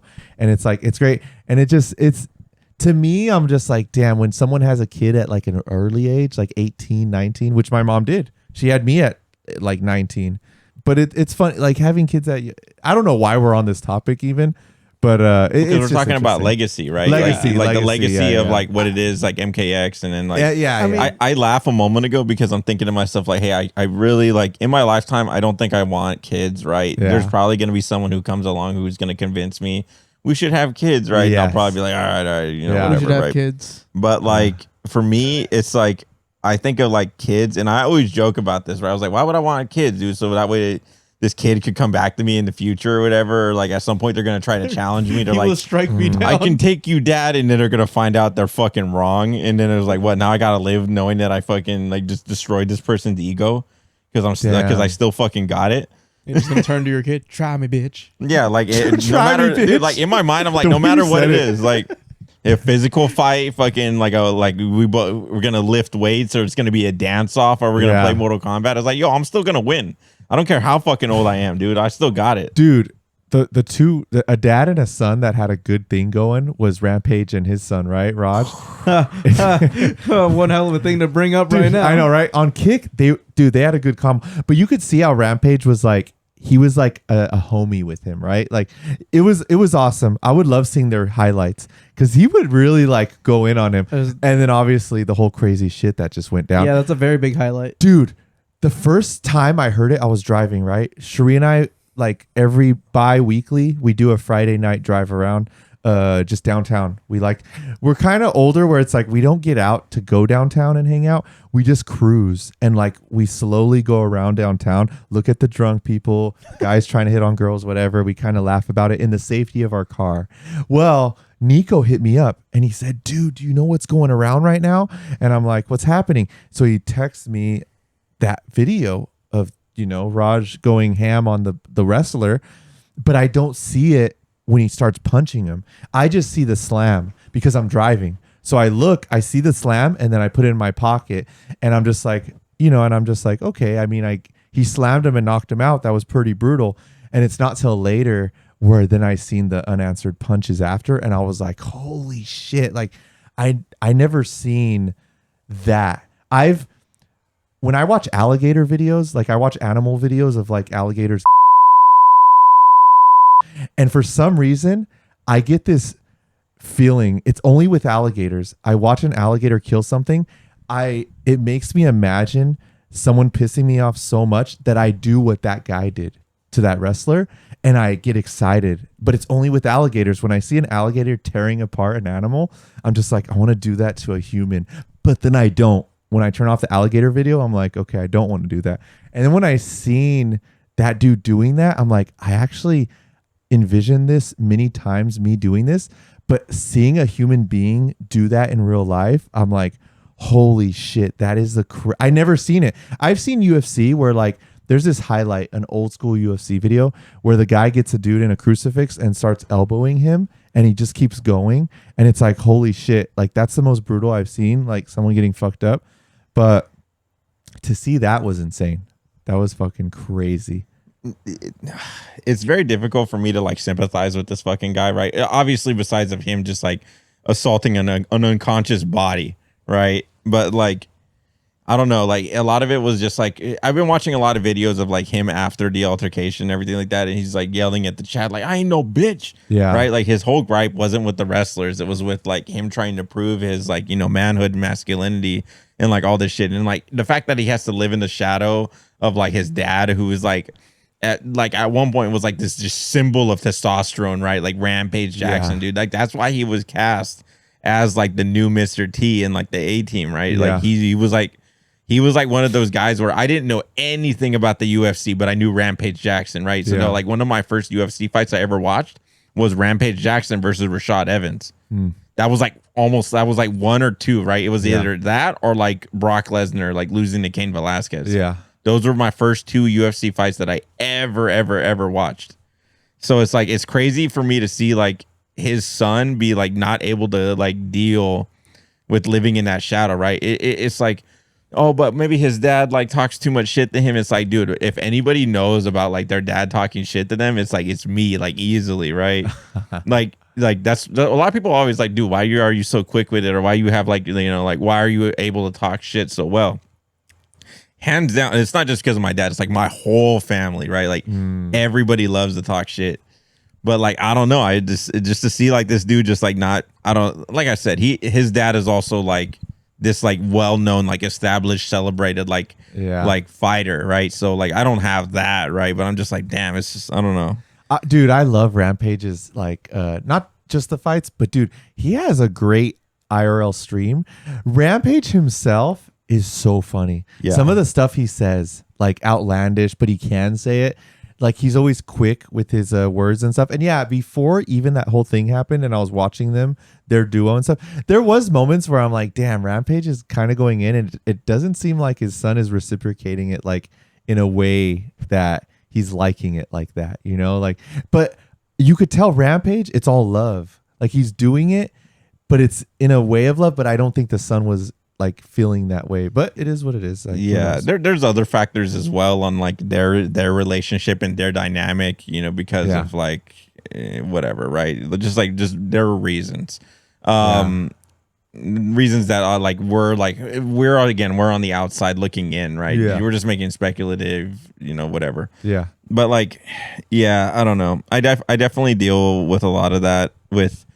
For people who have interacted with me in the community, they know I come off as very abrasive. And then, you know, I like messing with people. And for people that have been around me for a while, they know it's like the same thing, right? Like, hey, for me, when I like give somebody a hard time, it's because like I really care about them or I want to toughen them up or I want to get them ready for like somebody else who may have malice in their heart when they're messing with them. Yeah. But like, I don't know. Some people unfortunately are not able to like understand it completely. Lana's signaling something. No, it'd be like that. I get it. I truly do. But you know, honestly, legacy of all of us, like whatever we did in the past, had led us to what we're doing right now, which is pretty freaking awesome. So I think that'd be like a good segue to go into like, hey, what are we doing in the future? Oh, hey, yeah, because we took this break after Evo, August, right? We were like, okay, let's chill, and now people are wondering like, what's happening now, right? I know I don't want to go too in depth with this, but like at Evo, us three had that moment in the room, right? And Loki Flexen walks in. You know, we're just kind of talking about future stuff and MADHouse stuff, concerns, right? We having our moments, and Loki actually walks in and he sees it's like there's an intensity that he never felt with MADHouse, right? And then he was like, oh, and like low key, we're cool as fuck with, dude. Us three can be together like naked on this couch and he walks in, we'll welcome him, right? But it was the only time we didn't welcome him. He was like, oh, should I leave? He always asked, but then keep your pants on. We actually said yes, that like we need privacy a little bit, and it scared him. Cause like I feel like MADHouse is a baby to him. Like it's his it's a place he could come to, right? It's his church. So he would not want anything to happen to his church, right? Like, so, and I know the next day he asked us, I think Atlanta wasn't there, but he was like, hey, Dakota, like, you know, like yesterday was kind of intense. Like, I never felt that before. Like, is everything okay? I just want it to be okay, but I don't want to be nosy. Like, I just hope, and that showed me like MADHouse means something to some people, right? Like low key, where it's like, he wouldn't want anything bad to happen to it. In a way, because he's like, he still has maybe Guild House, or I don't think he goes there a lot, but like he has places he could go to play Street Fighter. But I feel like he knows that MADHouse provides a lot of places to go. Like we're pretty consistent with like, you know. I think a lot of like Loki's concern again in what we're talking about right now is, you know, we were having a conversation between the three of us of like where we want like the future of MADHouse to go. And obviously, you know, there are disagreements with that, right? Where, hey, we want to see certain things out of this thing, right? Where basically like, hey, we were just not even like a disagreement, right? We were just like, hey, this is what we want, this is how we feel, this is what we're doing, this is what we want to do, and et cetera, et cetera, et cetera, right? We were just having a very, very candid conversation. And again, because it was so candid and it was very emotionally charged, right? Loki has never seen us like that. With that in mind, you know, I think Aaron has a lot of places where he can play Street Fighter. He has a lot of people that he can play Street Fighter with. But does he have necessarily that connection with, you know, like the community in the same way that he's built the connection with the three of us in particular, right? And even though like me not being like the most like avid like Street Fighter like you know, like evangelist, and like, you know, me doing all this other you know, this, that, and the other, he still sees like the importance of like, hey, like Dakota brings this to the table just in the same way that Michael brings this to the table. And then it's like for the betterment of like, oh, you know, it always helps to have more places to play or whatever, right? Yes. So to even have like the inkling that that's like in jeopardy like at all, I don't know. It just like I said, I feel like he feels very, very connected to us, right? So yeah, it's like great. like you said, it does feel good to know that people are like, wow, not only do they care about like MADHouse is just like a place to play, but just like MADHouse is just like us as like the three of us, right? Or the community that we built. Yeah. So yeah. So talking about the building our legacy and the future and stuff, we were kind of like discussing all that stuff. So yeah, what's going down, huh? Well, we definitely have Plus Arcade on the books. I did see that he's gonna juice the pot. It's only Street Fighter 6, unfortunately. Shout outs to the people who are really for Street Fighter 6, you know, but I would love to have more games on there maybe in the future. But I know that he's boosting the pot with $600, which is like, whoa, okay, cool. That's awesome. Yeah. I think it's pretty cool. Of course, our next biggest event is, of course, like King's Cup. We also have Salty Salinas, you know, on Saturday. Maybe this video will make it out before then. If not, then, you know, hopefully I saw you there and you had a good time. And if this video comes out before, I'll see you there, I guess. Yeah. I don't know how to put it. But we do have a lot more things in the works. There's a few things that I'm super excited about. We're definitely collabing with a lot of other people. So you definitely see us a lot more out there. I think people are going to be very happy with the things that we're going to be bringing to the table. And we always want to grow, learn. I always tell people, I'm like, hey, if there's something wrong or we could do improve on, because I always feel like there's always a way to make everything better for everybody, the players, the spectators, the commentators, you know, whatever we could do to just make things more entertaining or better. I always take a lot of this feedback to the heart because, you know, I do wear my heart on my sleeve because I do run a lot of this stuff, like, you know, with a lot of pride. You know, I take a lot of pride in what we're able to do, what we're able to put together. And every time we pull it off, I'm like, damn, I can't believe we just did that. But we've definitely gotten a lot better at doing everything that we can, just make everything run as best as possible. And we're only going to get better, and, you know, things are just going to keep going from there.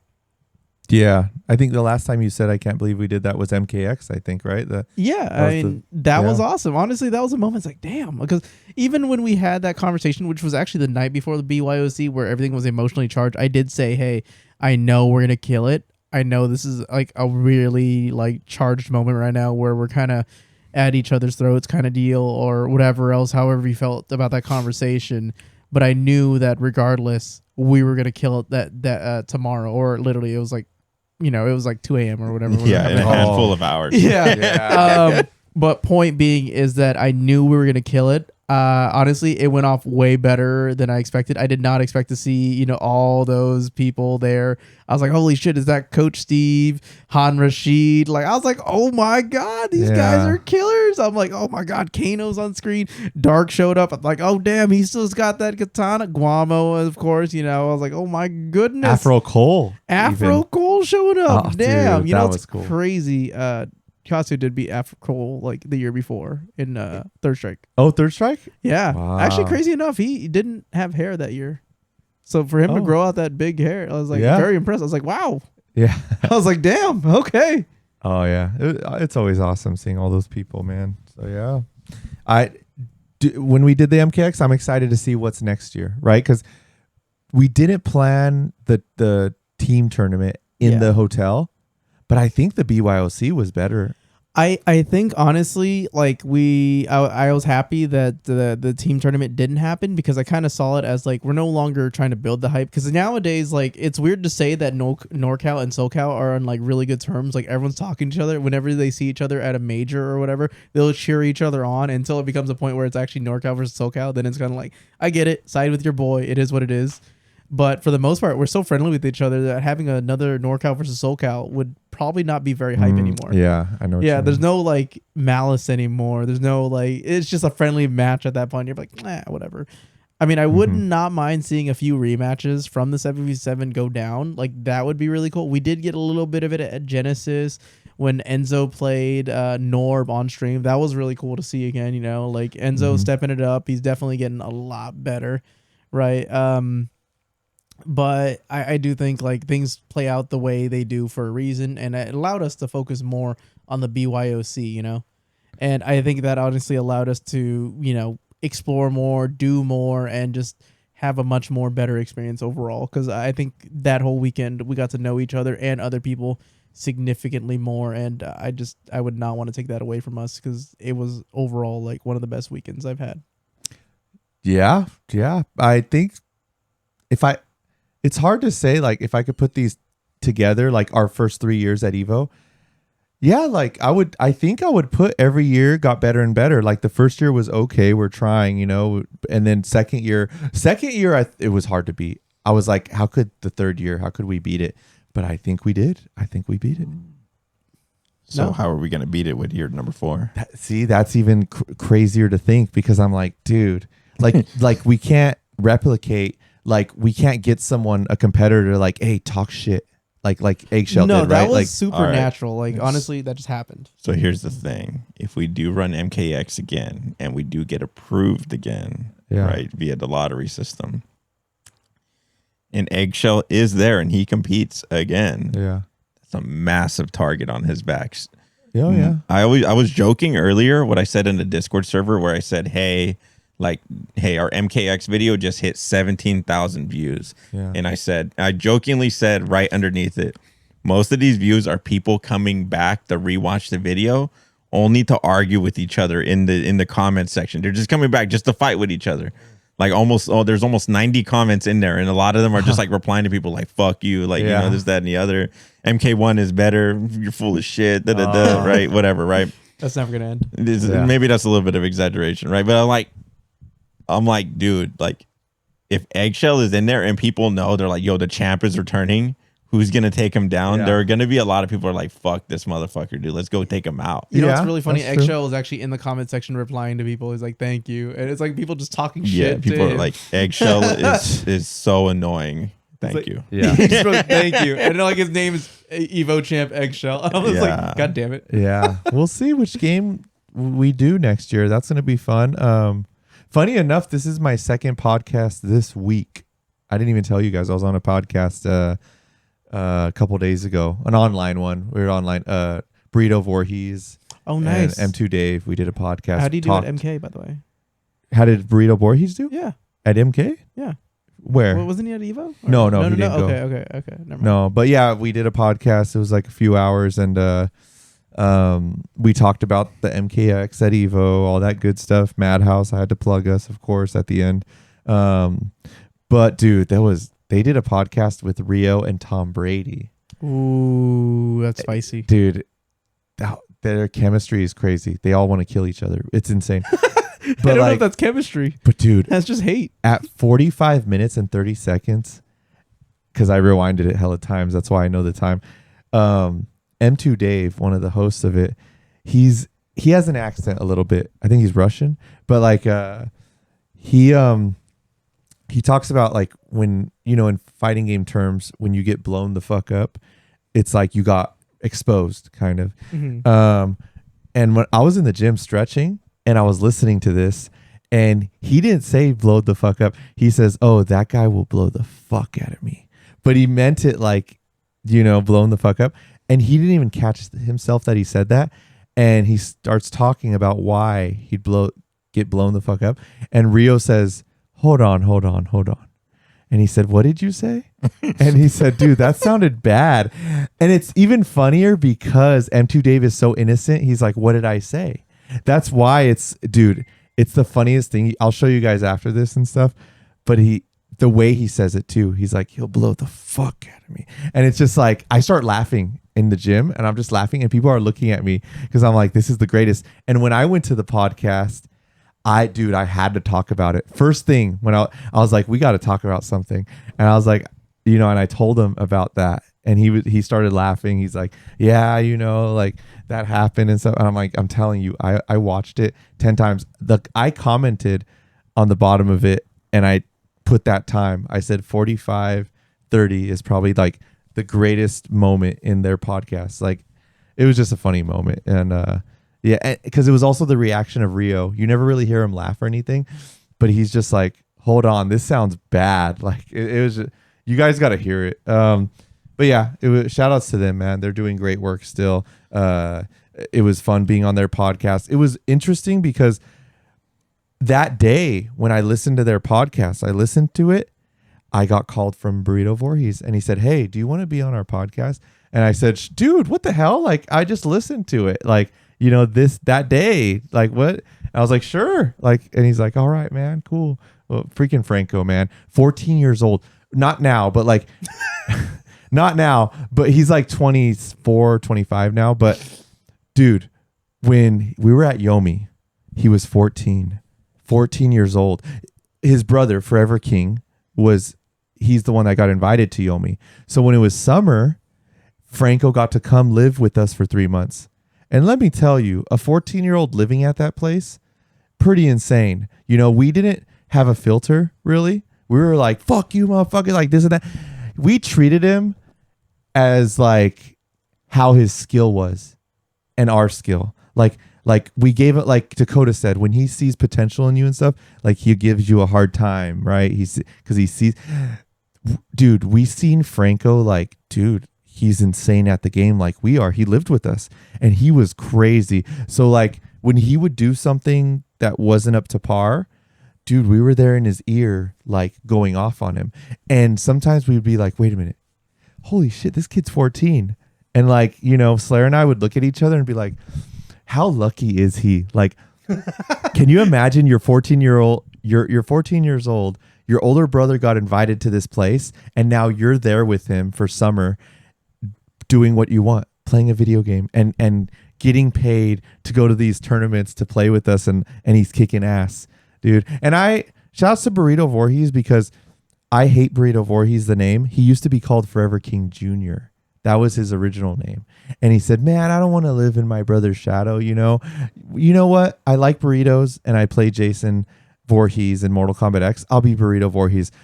Obviously, I'm like, what an idiot name. But hey, he was like, when he made up that name, he was like 15 years old. Obviously, a name a 15-year-old will give himself. But I'm like, dude, I always tried selling him. And I still on my phone have him as Forever King Jr. Because I'm like, dude, that's the sickest name. It's like your brother's Forever King. You're Forever King Jr. Forever King has made a crazy name for himself in fighting games and everything. And I'm like, dude, here's the thing, Franco. Like, Forever King Jr., that junior, just that little part put fear into me. Like knowing I had to play not Forever King, but Forever King Jr., it was a whole different ball game because he had a skill that was like, dude, it was a different mind game. Like I would prefer to see Forever King in my bracket than Forever King Jr. because at the time, 14 years old, I would get nervous because I'm like, ain't no way I'm about to have a 14-year-old beat me on stream. I can't have that. But I knew he had the potential to do it. Like Forever King, he beats you. It's kind of like, okay, like, hey, GG's, like it's expected a little bit, whatever. But Franco, it's like, he's been training with us for 3 months. He can beat us. And he did. He actually beat me on stream once at a tournament. And I'm just like, God damn it. Like, this is fucking A, man. Like, he was like 14 at the time. And I'm like, dude, I'm one of the best in the world right now. What am I doing getting beat by this kid? But, it is what it is. And then he changed his name, but whatever, man. I like Burrito Voorhees more. We're starting to regret it. The 15-year-old that made that name up starting to catch up to him. He's like, man, why did I think of that? Like, so stupid. But and we're like, dude, change it back. And he's like, I can't go back now. Like, people know me for that now, and it is what it is. It is what it is. So hey, shout outs to him, man. Cool kid, amazing dude. I mean, no matter what, I'm just stuck with actually like just using my first name as my tag now, because no matter what, no one will ever use my tag. They'll just use my name. Yeah. Yeah, like John Cena. Yeah. Yeah, it's your name. It's a good name. Yeah, no, I don't mind it. It's just like, it's kind of weird because I'm like, hey, here's my tag. And people are like, no, you're just Atlanta. I mean, you could also have picked like a cringy ass tag, so now everybody walks around calling you daddy. So there's always that. Hey, it's all good. Would you like to be? Would it please you if people walked around calling you daddy? Atlanta's not that guy. He's not that type. I had a great month just because after Evo even I got to see for the first time ever the Ninja Turtle movie in theaters, the 1990 one. It came back to theaters, if you guys don't know, but like it was just it's pretty cool that movies come back. Like Jaws, the 50th anniversary is coming back to theaters. That's cool. But for those that don't know, 1990 Ninja Turtles is like my shit, like my favorite movie of all time. I wouldn't have guessed that. I never got to see it in theaters. I never got to see it in theaters. That day, I was so pumped. Like, I never thought I'd be able to see it in theaters. And, my friend got me a ticket. He was like, he got it early. And we're always quoting it, him and I. And I actually started crying that day. And Cherie barely sees me cry. She only seen me we've been together for like almost 10 years. Only probably seen me cry once. And it was because of Sam, right? But she was in the bathroom. And she was like, I was playing the soundtrack to the Ninja Turtle movie. I just put it on YouTube and I was like preparing it was like an hour before I was going to the movie to see the movie. I was like, I just had the soundtrack on and I was just like reminiscing. And Cherie was actually interested. She's like, she knew, like I quote the movie when I watch it with her. I always like, I could say the whole movie.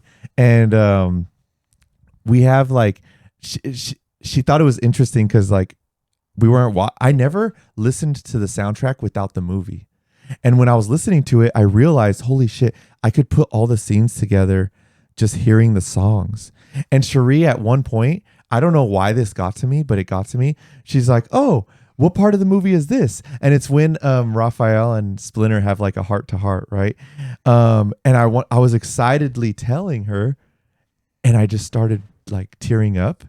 And I went away from her. Like she was in the bathroom, so she didn't see me, but I started tearing up and I was like, oh, this is when, and I walked away and she's like, where'd you go? And I was like, and I had to take a breather outside and I'm like, oh my God. And it was just a moment I had. And dude, I watched it twice in theaters. I didn't pull it dark. I didn't watch it 9 times, but I did watch it twice. With today's movie tickets, I would be like, damn. Yeah.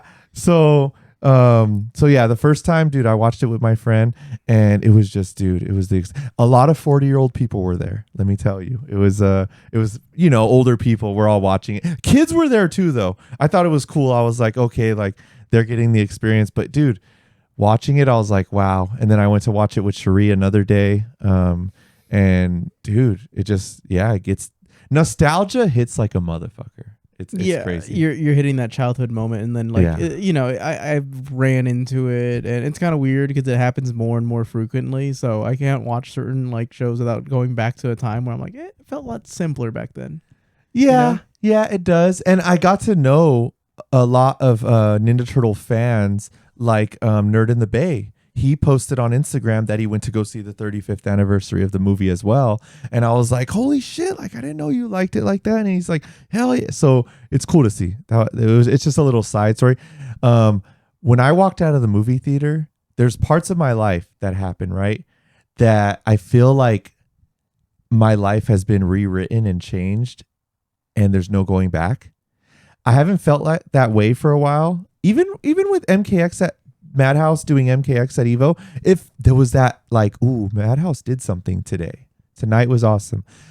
But for some weird reason, after like walking out of that movie theater, I felt that feeling of like my life changed for some reason. But I just watched a movie in a movie theater. but it felt like something changed. Well, I don't know. You're like looking at like when you first saw it as a kid and to now. Life has changed. I think that's what it is. You kind of hit the nail on the head where my 10-year-old self, was like, it just something happened where I was like, oh shit, like I am 37 now. And, like I seen the progression and change, and it was weird. Usually I only feel that when I accomplish something, when like I get a first place or like something happens, I accomplished something major in life. But I felt the last time I felt that was after walking out of the theater, and because I always wanted to watch the Ninja Turtle movie in theater and I never got to. And when I walked out, I felt like I accomplished something, and I was just like, whoa, life has changed. And yeah, like my 10-year-old self, and looking at through it all, like, whoa, I have this like French woman that I'm with now. And I have these people that I'm doing MADHouse with, like it just hit me, it hits you sometimes. It's kind of crazy to think about, it's great to hear the outside too, that talk about MADHouse. There's people that are like, oh, how's the MADHouse thing? That are not gamers. That's what I mean by outside, is like that are not FGC and know what's happening.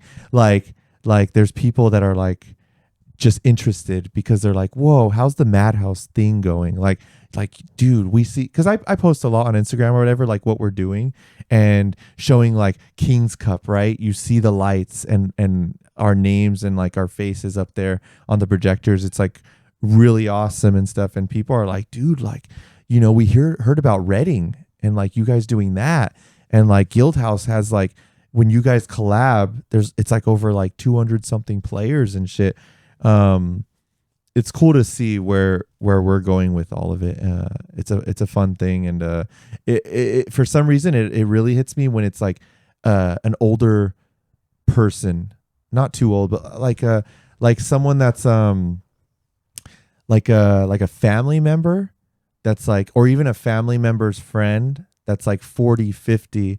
And they're like, yo, you have this like cool thing going with those guys, huh? And I'm just like, and they say it in a funny way, like, oh, those boys are like, you guys are doing something, like, huh? And they're like interested, but they know nothing about video games. Yeah. But they're just like, oh, but dude, like, you're not even playing, right? Like, you're doing you're in a casino in Reading and stuff. Like, well, and it's cool to talk to them about it, like all that stuff. And it's like, yeah. And I've always kept stuff pretty simple. Like even when I was like doing MK9, MKX, and people would ask me, dude, I heard like you're some kind of like gamer, like, and I'm like, yeah, I play video games. I always kept it simple like that, where people, they pry into like, when I know you don't know too much about video games, and they try to pry into like, okay, you're not just sitting at home playing video games. Like you're going out doing something, like making money and stuff.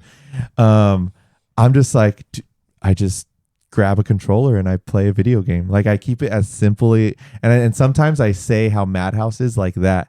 I'm like, oh, we just kind of like go around with computers and like play video games. And they're just like, they look at me like, I know it's more than that, motherfucker. Like, because they hear from someone else about it, right? And I always think that's kind of cool. Like, I'm like, wow, MADHouse is pretty special. Like what we're doing, like hosting events, like it's pretty cool to see. It's always an awesome thing. Like it's a fun vibe. And Cherie always puts me in my place of like, she's like, dude, do you know like what you guys are doing? And I'm like, yeah, it's cool.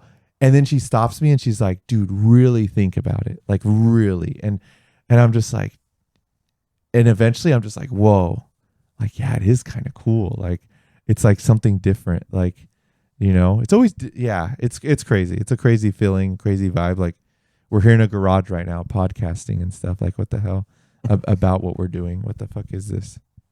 But yeah, life's funny. It's funny when you make it like that, when you're not afraid to make it like a character, like a interesting time, I wouldn't want to be back in the 1950s, just work, home, and, and then, have all old timey voices and all that. Yeah. You don't want any of that shit. Yeah. I don't know. Crazy. Dude, that's a crazy thing to say. No, I know. Just fucking around. But I don't know. Yeah. It's interesting what people could get away with now. You guys were waiting for me to say something crazy, like offhanded. No, you already did. I You did. definitely I know, did. I Yeah, know. I was like, I did not expect that. I you know? know. I was like, I know. all right, cool. I got some more work to do when I have to edit this I wanted out. to keep you on your Um, toes. Yeah, life's been interesting, and everything we've done with MADHouse has only gotten like a lot cooler, a lot better, a lot bigger. Like Yeah. it's flown far beyond my expectations. I thought we were just gonna keep doing like a weekly at the band hall, or maybe do a Saturday here and there. Yeah. Go to Evo, some majors. Never thought we'd be doing, work with majors and all that stuff, So to see what we've done, it's kind of insane. And I'm looking forward to what else we could do in the future, because I really do believe with everyone behind us and the people we work with, we could definitely go further. Yeah, it's good. I think we're like how we said in the beginning, there's going to be the people that they come into the community for something. They're trying to get something out of it for their benefit. And then there's the people that stay because they have true intentions, I guess you can say. People see what we're about. And a lot of tournament organizations, hosts and stuff, you could see how they have it out for themselves sometimes. I'm not trying to call out anyone. I'm not saying someone specific. But with us, there's almost like right away, no doubt that they're like, wait a minute, like they don't accept venue fee. There's a lot of things we do. We're not behind the curtains, just like, oh, you can't come to this VIP section or you can't talk to us. We're busy production and stuff. No, like we're like, get up on here, come do this, like do this with us. Like, and people see that like, cool ass down to earth people. And there's been a lot of people that talk to me about you guys that are like, they're real motherfuckers and they're guys that are just here with us and they protect us. I feel like it's never happened, but I feel like if there was maybe someone that came and tried to bully us or something, maybe even physically, like, and I know that like, even if that person like physically, what if there was like this overpowering force that just could overpower us three? I feel like there would be people to come and be like, leave them alone. You know? It reminds me of what Caustic said. I don't know if he said this during his podcast or I really wish I would have put that out, right? But it was just the whole.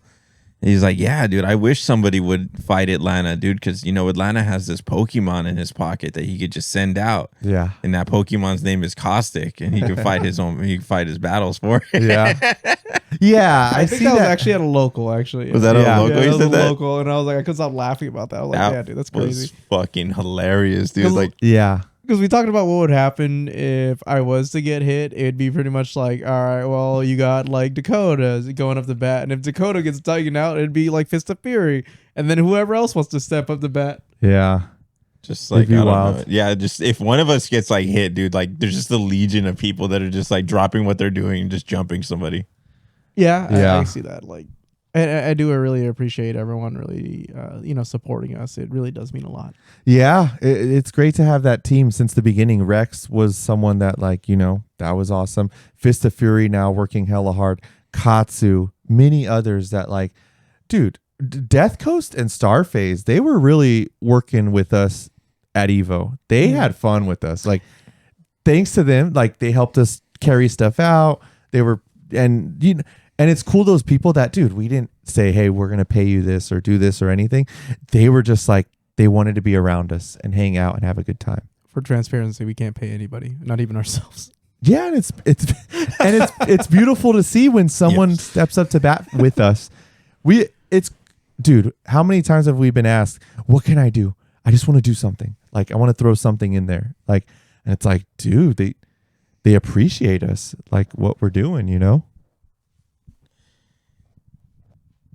Yes. Yeah. No, I was like, damn, dude, I don't even know. Like, there are so many countless names that have like gone into like making this thing possible. Yeah, dude, it's just cool to see. This like Evo was like a pretty big like way of like seeing like how like a lot of people support us and a lot of people supporting each other in the community. Like I said, I just want to see what year 4 of Evo is gonna like, what that entails and what we can do to make that like as good a year as possible. Damn, that's crazy. Year 4, like imagine the 5th year of MADHouse at Evo. Like the years go by kind of quick there. Like, Jesus. Yeah, next February is going to be 4 years of us doing this. Damn. I still feel like I'm at Eye Candy with IMCB Mock, and it was the first year, and he was talking shit to you guys when you guys were up in the room. You guys were streaming, and he was talking to you guys like, "Oh, I'm about to go up there," and like he wanted to play someone like low key or something. Yeah. Yeah, that was pretty funny actually. Dude, it feels like that just happened. I miss B-Monk. I hope he's all right. He's Yeah, probably he killing. He's has probably having a good time. He has his kid. He has his kid. He has, he's his married. wifey and stuff. So he's doing well. he's always a guy that's killing it. But dude, like, yeah, just I can't believe just 3 years went by like that. You know, the Airbnb with low key the first year to now, and like Nico got to chill with us and see all that good stuff. Yeah, man. There's so many times I'm like, this podcast could go in a direction if we wanted to be unfiltered, where if like we could talk about anything. Like I could talk, like if I could talk about some incriminating things and stuff, but you're seeing Atlanta just like yeah, and I'm also sitting here like I ain't gonna have to edit all this shit out. No. It's gonna be just 10 seconds of just bleeping and fucking Michael look into the camera. Yo, check this out. One day I'm gonna go off where it's like where like I could, you know, it's like 3 minutes of a bleep. Yeah, like we're in the middle of doing it, right? Like just living MADHouse. But one day it's like, you know, 50-year-old Michael, 60-year-old Michael, where it's like, I could be like, hey, gather around. Let me tell you some secrets. The behind the scenes. I'm going to write a book. I don't know. I want to say some shit. There's even stuff about Yomi where I'm like, dude, when I could really like say what I want to say. But if I do, you know, people might get arrested or something. I don't want to say it yet. I'm either waiting for those people to die or where I could say it and it's like, well, now you can't arrest us, statute of limitations. You got to wait right? for that. There's certain things.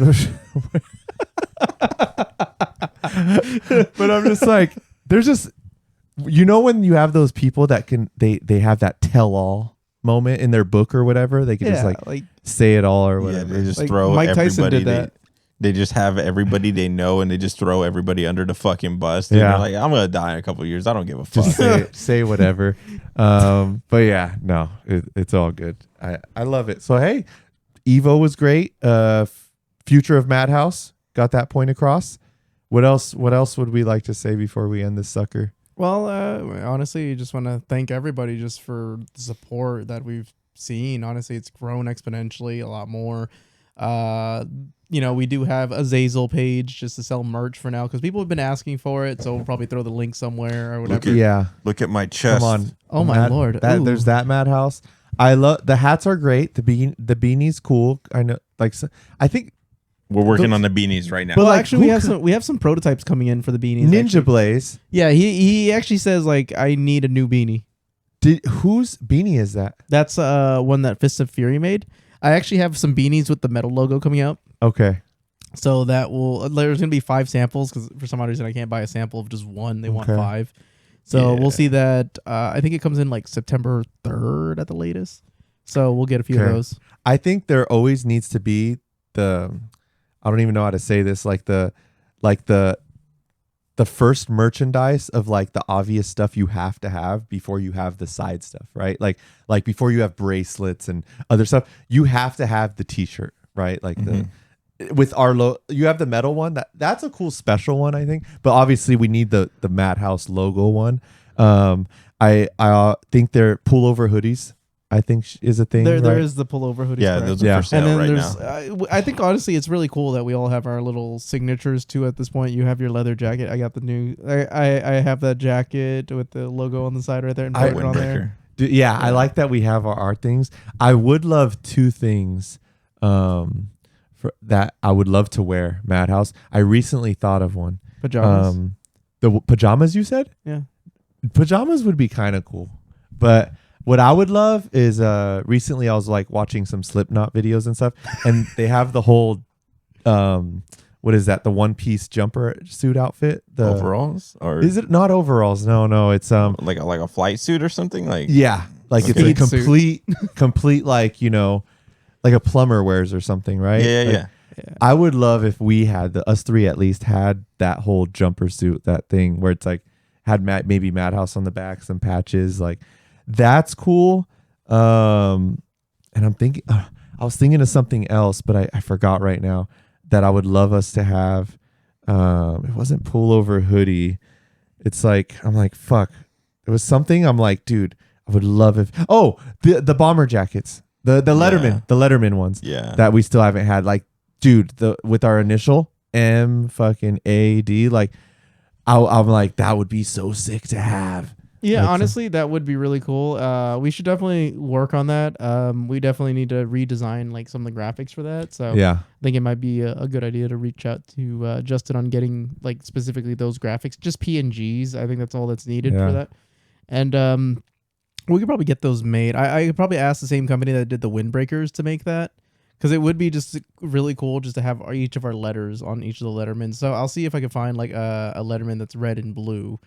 Coincidental that I'm wearing a shirt that's red and blue right now. But yes, dude, a Letterman would be sick, and with just the logo in the back and our initial. Yeah, dude, that'd be amazing. I think the only downside is I think each of those would cost us probably like in the district of like $130 each.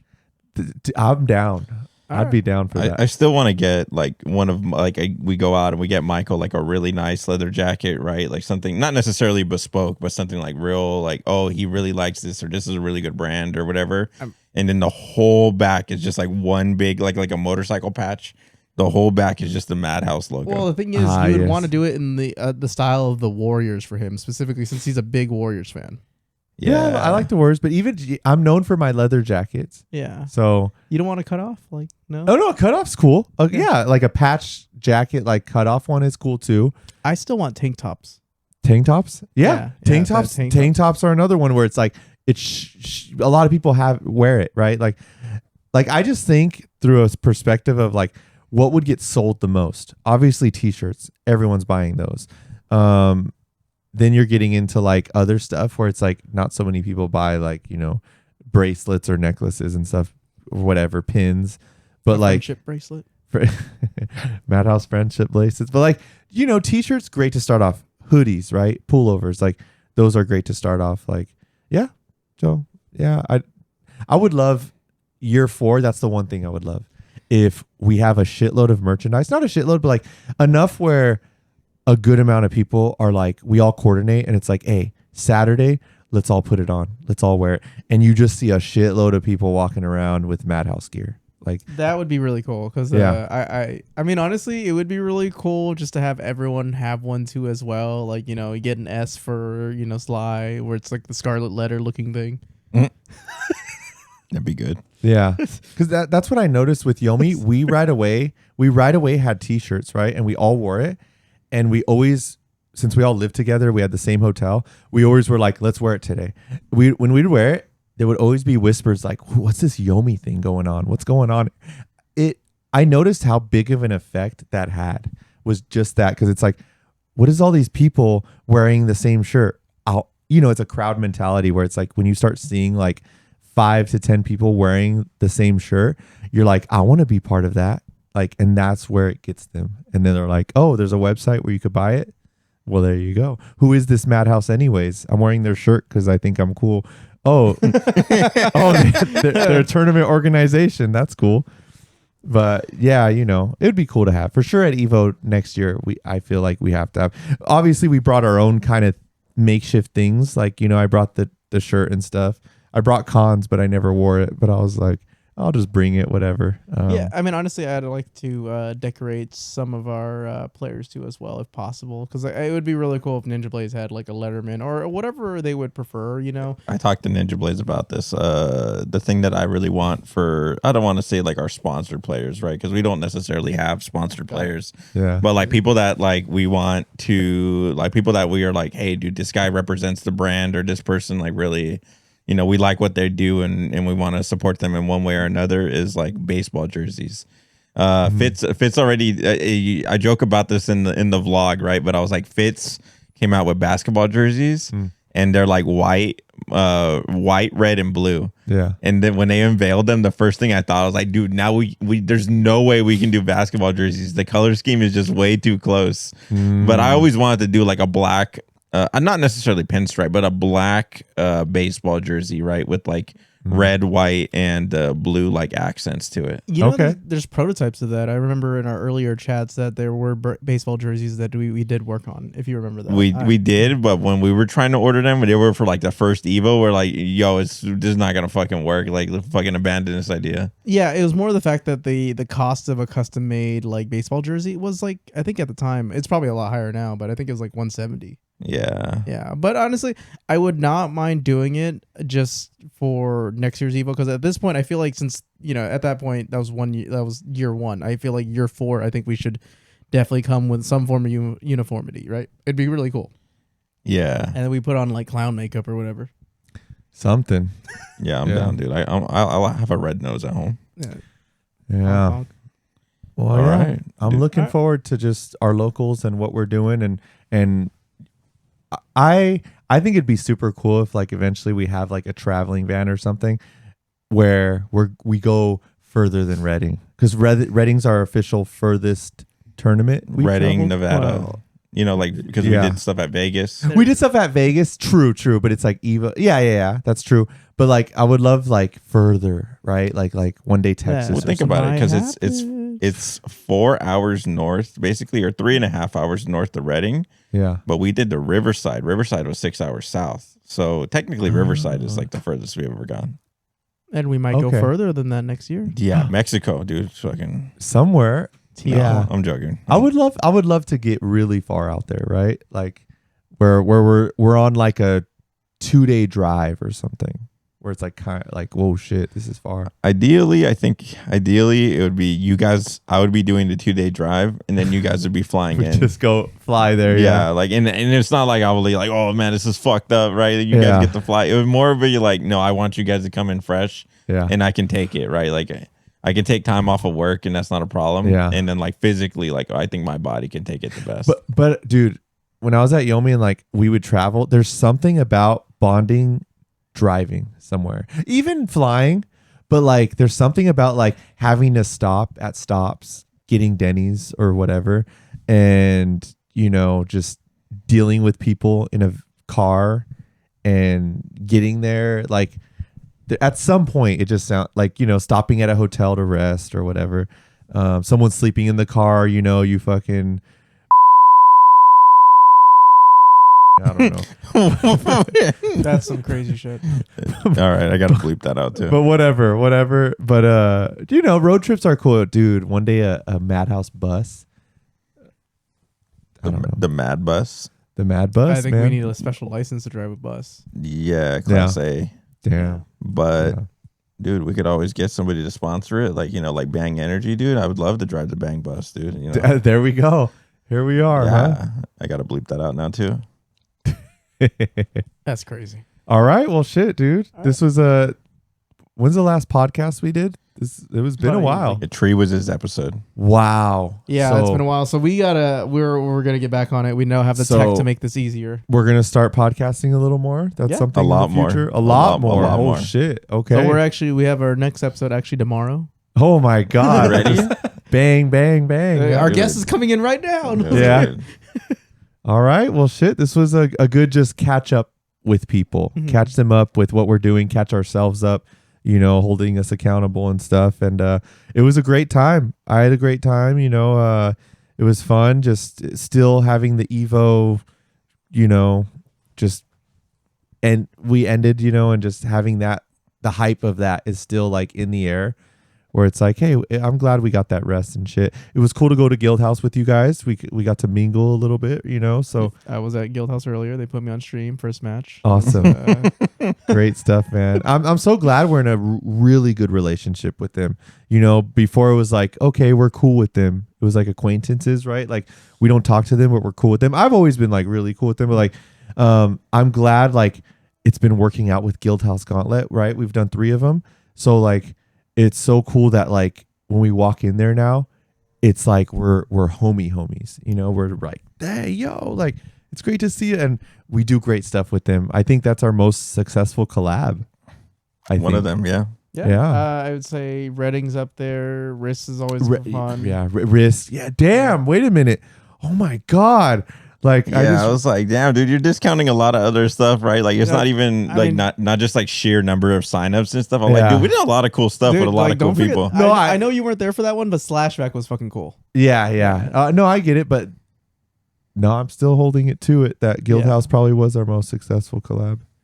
I'm not saying coolest. No, it probably was our coolest too. No, I'm just no, we've had some great. Yeah, Guildhouse awesome, but dude, we're lucky that we're doing stuff with these other guys, Redding and stuff. I mean, the first meeting was pretty funny, but like, let's go ahead and end it. We'll come back to that story later on because we probably go on for hours. Yeah. Okay. But I think this is probably a good segue to like end it. But is there any last messages anyone wants to say before we call it?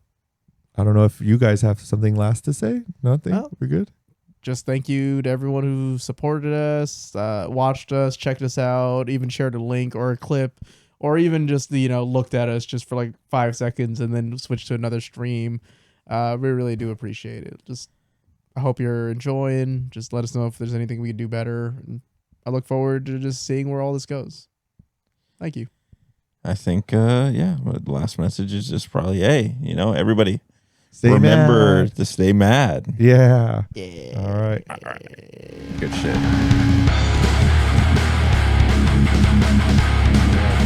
Okay. Holy shit, it's already 12.